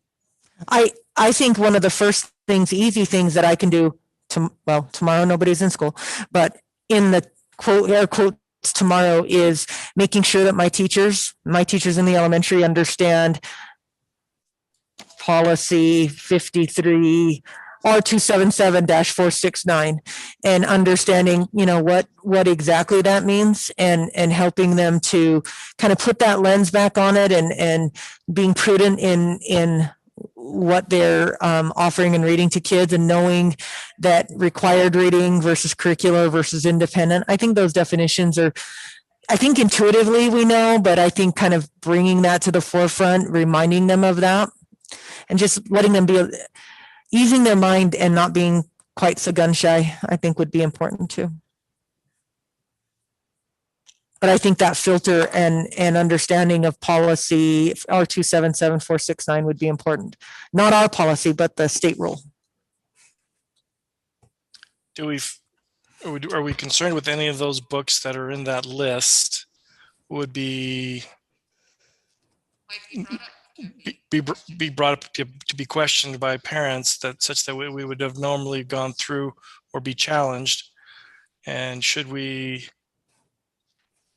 take an opportunity to maybe say those that we think are at higher risk of being challenged right now, let's put them through that process first? And I don't know if that's the right thing. I'm just trying to figure what the community would want or be concerned about. So the policy right now, IN 304, in its current form from 2012, already allows parents to, oh man, we've got so many strike throughs, already allows a parent to waive the participation or provide a reasonable alternative to any assignment. So if there is a book that they don't want their child read in, say, a read aloud, they can waive that participation requirement of any book that they don't want read from those titles. But again, not all of those titles are in all of our schools. Right. And I get that. I'm just more concerned that there's going to be, there's a fear that a book that is more, has a higher chance of being considered a risky book than many of the others, because I don't believe most people that have responded have not felt that most of the books have been bad. There have been some that they are specifically more concerned about than others. And I'm probably more thinking in terms of those specific books that would probably be called out much more than the others, to make sure that we don't get into a situation where parents didn't feel like they were preemptively put into the loop of knowing that this book was going to be used, when it was going to be used, so that they're prepared to opt out or prepared to have those conversations in an appropriate manner with their children after that book has been read. Right. Some of that is building, You have to unmute. some of that is building the trust. It's a step that we might, in 6 months, we might look at it different, but right now we have to take it in smaller steps to build the trust and to, I think there will be a fear that all of a sudden it's a free for all. Now we're having a discussion in this room about our professionals and our trust in them. And we all have high expectations of them and trust in them. But I think there will be a fear that it'll be a free for all on books. And so, yeah, how do you distinguish which ones are high risk? Right. So one of the things that we've been doing in the elementary is that our teachers are in their weekly notices, their newsletters or whatever, they have been telling the parents what they're reading. Now, I'm going to put an asterisk on that because they're not telling them every single solitary book that they're reading. Because again, they come in from recess and they can't get them to calm down. You know, we're going to grab a book and just do a quick read aloud. I mean, like that didn't go in the weekly newsletter, right? I mean, that's just too big of a lift to really anticipate. But your weekly planning selections, we've been sending those out and posting those. So that's doable, right? So if I know that in my unit of study, I'm going to be reading Barack Obama's book of de-icing, right? Like I'll post that, and then I don't want that read. I'm going to ask the teacher to waive my participation and provide my child with an alternate activity. Then now I know, and now I can. And that's without your approval on a board policy, because that's already written in the 2012 edition of that policy. Are those kind of, it's been a while since I had elementary school kids. Are those kind of memos going out pretty much throughout all our schools, those like what we're going to cover next week kind of. Yeah.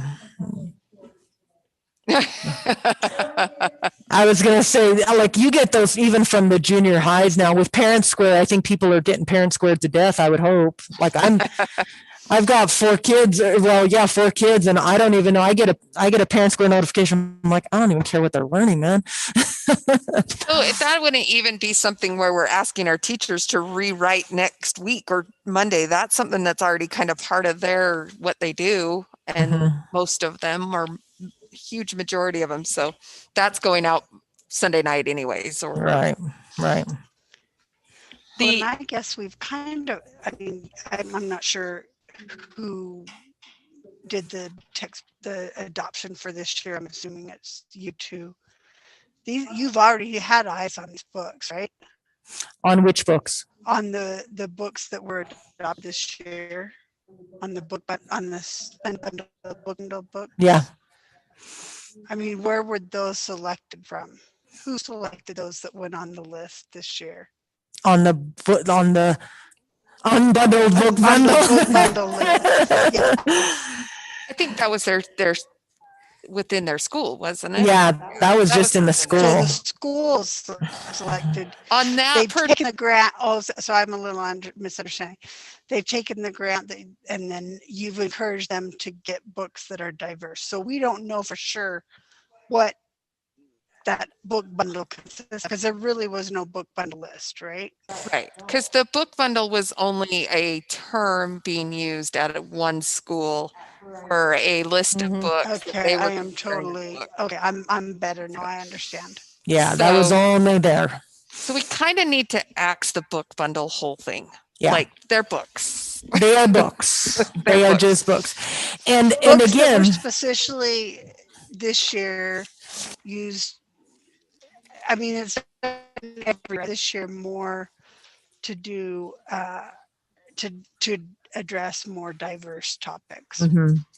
And were suggested lists that they could look at, like the young authors list, you know what I mean? Like that's a published, I mean, the Caldecott winner list. I mean, there's all kinds of public lists that, you know, we tell them, go out and look. I mean, there's Common Sense Media that, I mean, there's just all kinds of places you can go to say, hey, check this out to find books, right?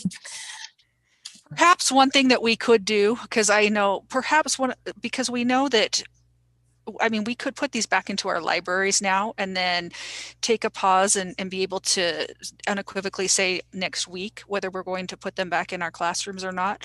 That would be one thing. We could say return them to the libraries, have them available in the libraries. That would give the board time to kind of think about the policies that we have put forth as far as in the use in the classroom.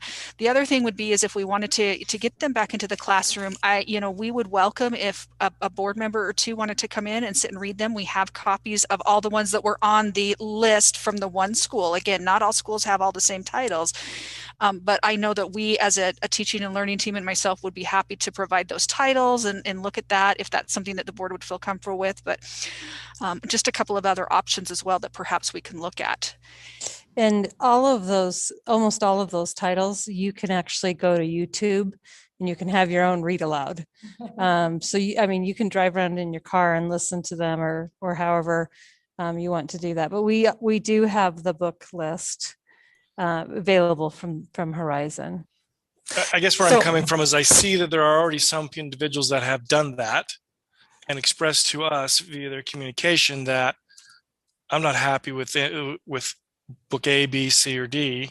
And they may not vice versa. They're happy with all of them. Right. But if we're to release them, how are we going to ensure that we're giving the parents that notice that they need and feel like they deserve so that they're prepared? So that if some teacher next week decides to read one of these books on diversity, that our parents are in the loop prior to that happening versus what's happened and put us in this situation. I think I feel like I've answered that through that weekly notice on Parent Square.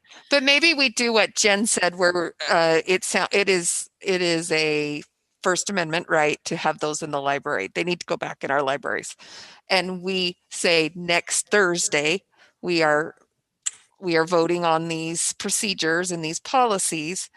And that is a heads up, because we still can take public comment all this week, you know, and input on that's coming, that there's going to be a different way you can challenge it, and that's how we start giving the heads up, because all groups are talking to each other. Like, the information will be around and about what we talked about tonight.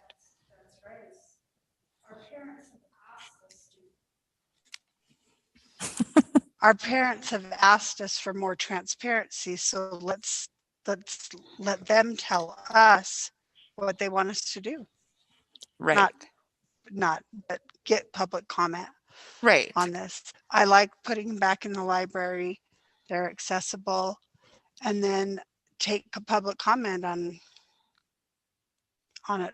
it before we vote on our policy, and then we'll go from there. And then now it's become, it already is a policy, but the new parts of the policy are, unless we decide we need a third reading, but the policy now is in place, and then we go forward with that policy in place. So my concern with the public comment thing is not so much I'm wanting to silence anybody, is that we already have a lot of public comments that are slated to be read next week, and we probably are going to struggle to get through all of them in a reasonable time frame. Could we do something that like we did with the comment section tonight, and where they could go onto our website and respond to the discussion that we've had based on this specific question?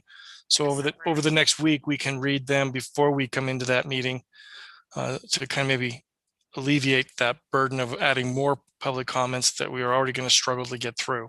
Kind of separate is that what you're thinking? They could separate now comments on tonight's discussion. Right. What do you think, Doug? So to be clear, are we asking about specific titles on those? Because my worry is that we're already asking for censoring. I'm not asking for titles. I'm really asking more for the structure of, the policies that we're trying to write, feedback as to are they feeling good that they know what the policies are, and that they have the ability to be informed prior to these books being used in the school for any kind of curriculum, so that they can make the choice to opt out if they so choose. And we will 100% still get comments on specific titles. Yes. But what we're looking for is, does this feel like it will work for our community? Yeah. I would also add that you're looking at a limited perspective, because the people that are making those comments are not the two-parent. Oh, for sure. Family who don't have the time to watch these videos. So, I mean, think about, it's a certain group of people that are able to do that for different reasons. Well, and honestly, Kelly, there's going to be a whole group of parents that are kind of in the middle, that they're like, this felt fine for me. I was okay with it. They don't have an extreme view on either end of it. There's going to be a whole chunk that are.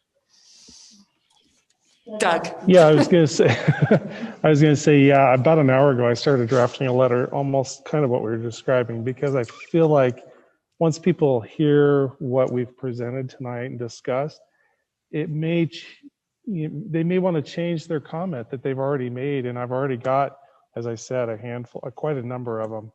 And that'll give them an opportunity to review what we've talked about tonight, see if that comment that they've already submitted they want to continue with, or if they want to rescind it and edit it and make some other comment related to the unbundled bundle or whatever it is whatever it is we're talking about as far as that goes, just to give people a chance to review a lot of this content tonight, because I think it may provide a little more clarity than we've been able to at this point. Yeah, I agree. I think, a lot of the comments that we've Yep. received and were expected to be read next week I would hope that a significant number of those concerns have been looked at tonight and maybe addressed, Yeah. or 75, 80% addressed, knowing we're much farther down the road than what we were a week ago, or what they knew of a week ago. Right, and they may not feel that their comment that they've already submitted is relevant, anymore, Right. or at least not in part. And so give them that chance to edit their remarks before we read remarks that are older and before this perspective is gained. I would like to suggest that what Scott had all of the document, and I think we could just make that a little bit shorter. And just like you send parents out an email, I think that's how you get it out. Well, and if they realized that the district has taken this and is willing to say, okay, students can have this, just make it simpler. Because if you sent them all of those pages, no one's going to read them all. But if we could just kind of make it shorter. I don't know that. And then I looked tonight, and after just a short time, right now I think we only had 20 people, and most of it is right here. So I think we need to get something out to the parents before the parents start bugging us again. Well, I don't think we can send that out because it's a policy that's being reviewed. It's not official. You don't want to send out anything. And they can at any time go and review the notes to. I think it would be better if every principal sent that out for their parents instead of from the district office. Again, I think what she's saying is that's something we don't know that we can officially do because it's a policy that's being worked on. Yeah, it's not been voted on. Well, and I don't know if I would want to shorten anything out of it because then you might lose. But at any time they can go and look on this document. Bowdoin Memos or Murray. It's on the Murray webpage. They can go and look at it. And so I also think you're looking at the Zoom meeting, and there's only been 13, 14 of us in the Zoom meeting because the parents are watching via YouTube, and we don't see a number. I went on YouTube. Okay, so you did go on YouTube as well. Good. So there was only 20 or so people you're saying? Well, and that's towards the end, but at the beginning. But let's assume that a principal sends something out to parents, and then maybe Doug or other people could just say, we've received this, and here's policy we have in the district, and we want all of our students to have the opportunities that they need. Well, that's what we can't say policy though, because we haven't passed it. What? We can't say policy because we haven't passed it. It's not. Thanks, Glo. I think that's a great idea. Yeah. Thanks. So we just have to be careful of what we put out. Thanks, Glo. And so is it the consensus of the board to put the books back in the library at this time?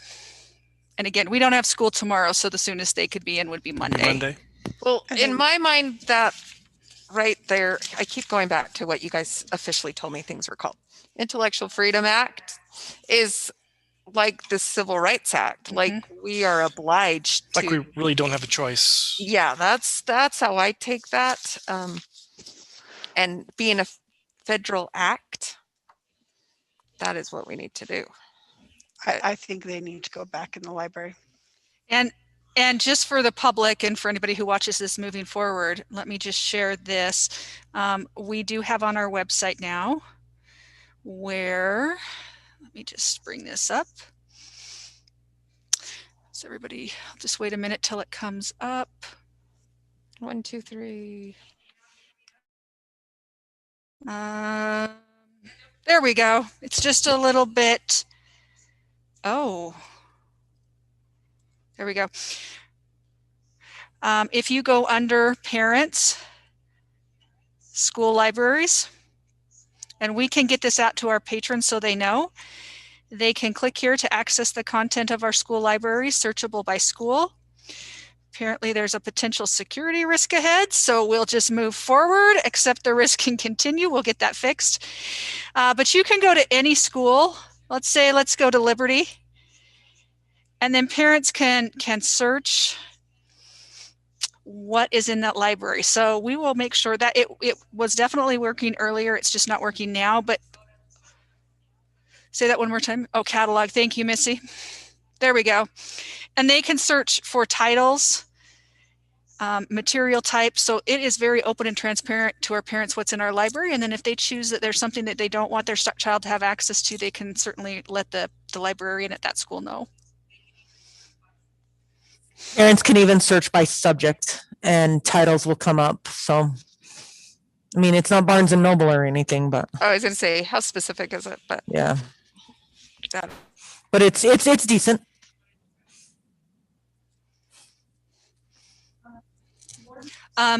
Board Member Payne, do you have any comments on that? I know we've kind of sorry, I got have around not here, been but participating as much as I would like.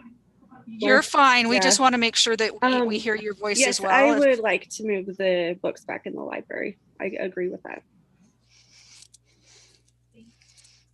Thank you. And sorry, Glow, yeah, I I cut you think off. moving them back in the library with a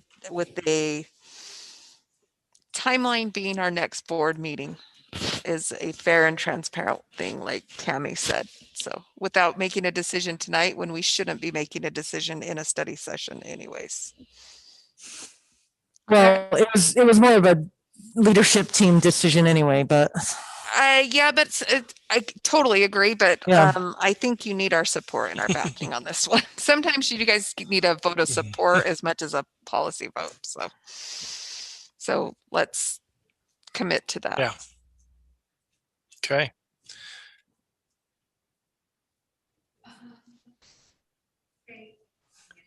I don't know how she can hear without the things on.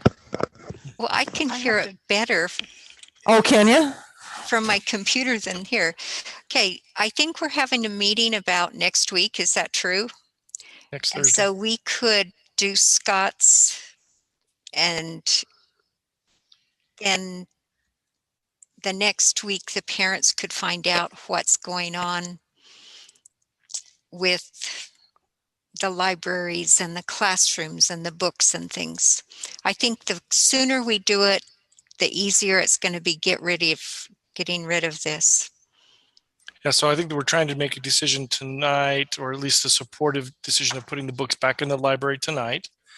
Do you have a preference to that? Yes or no? I guess, Glow, do you feel comfortable with the book list being put back into the library?